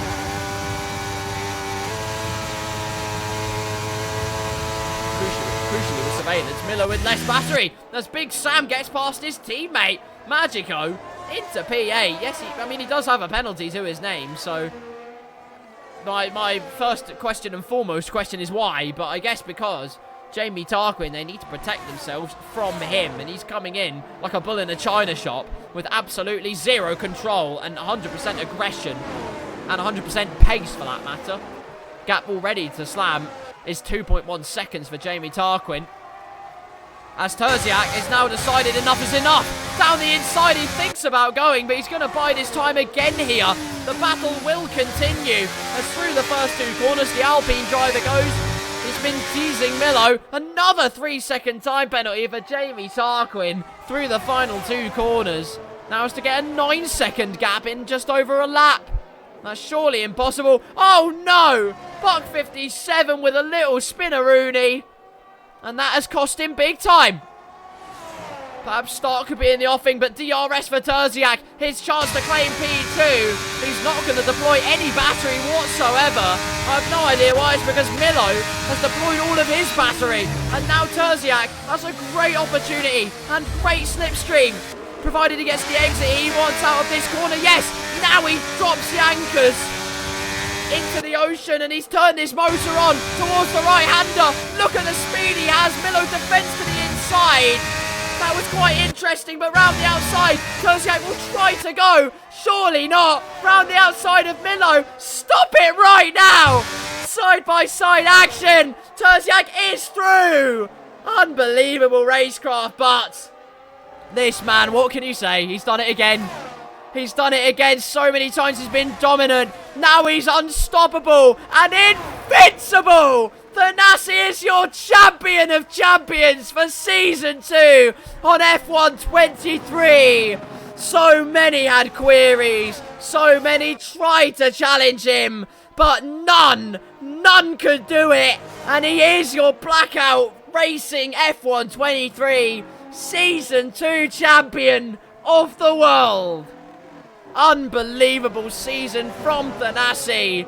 Like I said, invincible, unstoppable. So many other descriptors and adjectives that can't even begin to explain the kind of driver Thanassi is in the Blackout Racing League. This man came close, and so close. All the way through, he's pushed Thanassi to the absolute limit. But it just wasn't enough. Thanassi does it again. But maybe in Season 3, this man can do it, and he can certainly hold his head high. What a show he's put on from race number 1 in this season. What pace he's displayed. What determination he's deployed. Terziak is one to watch in Blackout Racing. No doubt about that. Milo claims yet another podium in this season and in recent weeks. Great stuff from him. Wilco in 4th. Dirkleton ends up in 5th place. When all is said and done, we await confirmation of the rest of the results for the French Grand Prix. Driver of the day is Terziak, but Thanassi, your champion again in F1 23 in Blackout, stands atop of the podium and remains on top of the world. What a performance from this man. Will raise this trophy to the heavens. He's done it again. Unbelievable stuff. Buck will get his 3 seconds removed. Very decent. That was a fun one. My teammate Big Goat was bad at strat calls. Well, indeed, it was a race of interesting strategies, I must say. But regardless, we'll gloss over that. At the end of the day, it was decent racing at Le Castellet. In fact, more than decent racing. It was very, very fun racing, it must be said, from start to finish. The big news, Thanassi's lead is unassailable. He is your champion again in Blackout. Terziak P2, Milo in P3. Wilco says it was his worst start of the year, but still claimed P4 and a great haul of points. Dirkleton in 5th, Stark in 6th. However, Buck apparently will have his 3 seconds removed, so swap those two around. Magico finishes 8th in the end with Big Goat in 9th place. Slam in 10th with Ferrari 11th and 12th.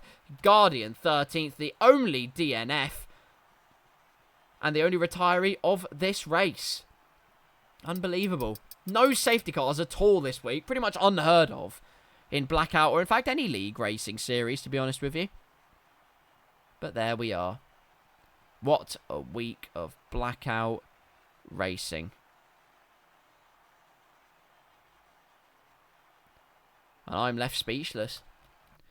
So, a big congratulations to Thanassi.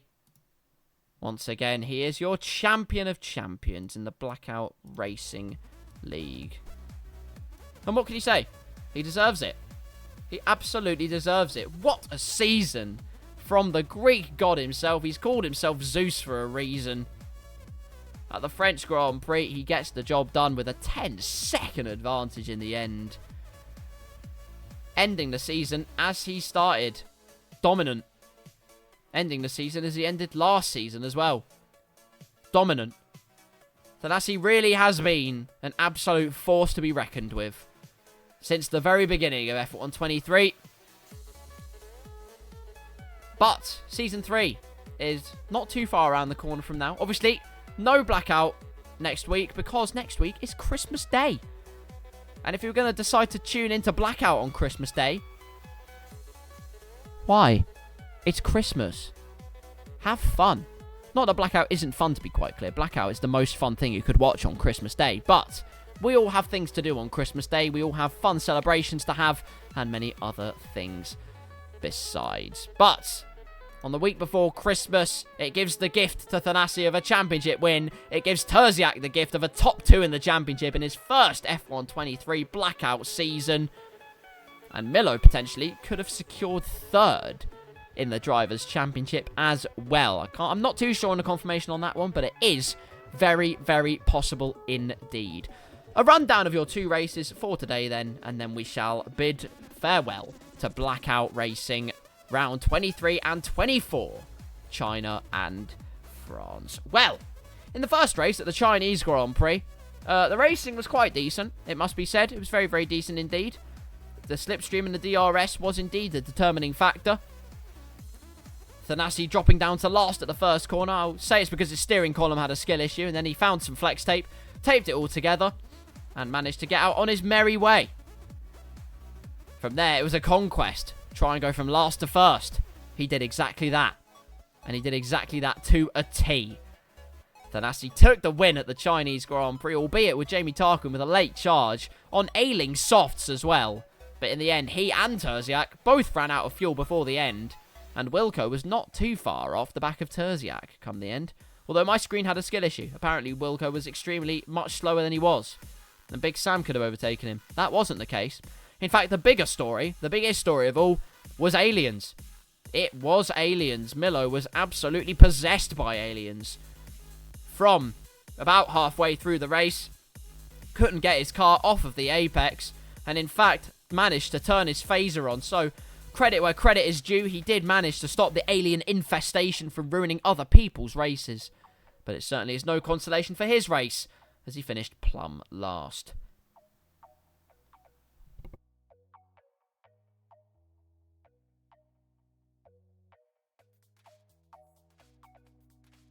Aliens, yes, there were aliens, big aliens. I have to send it to Into the Barrier to confirm this aliens activity.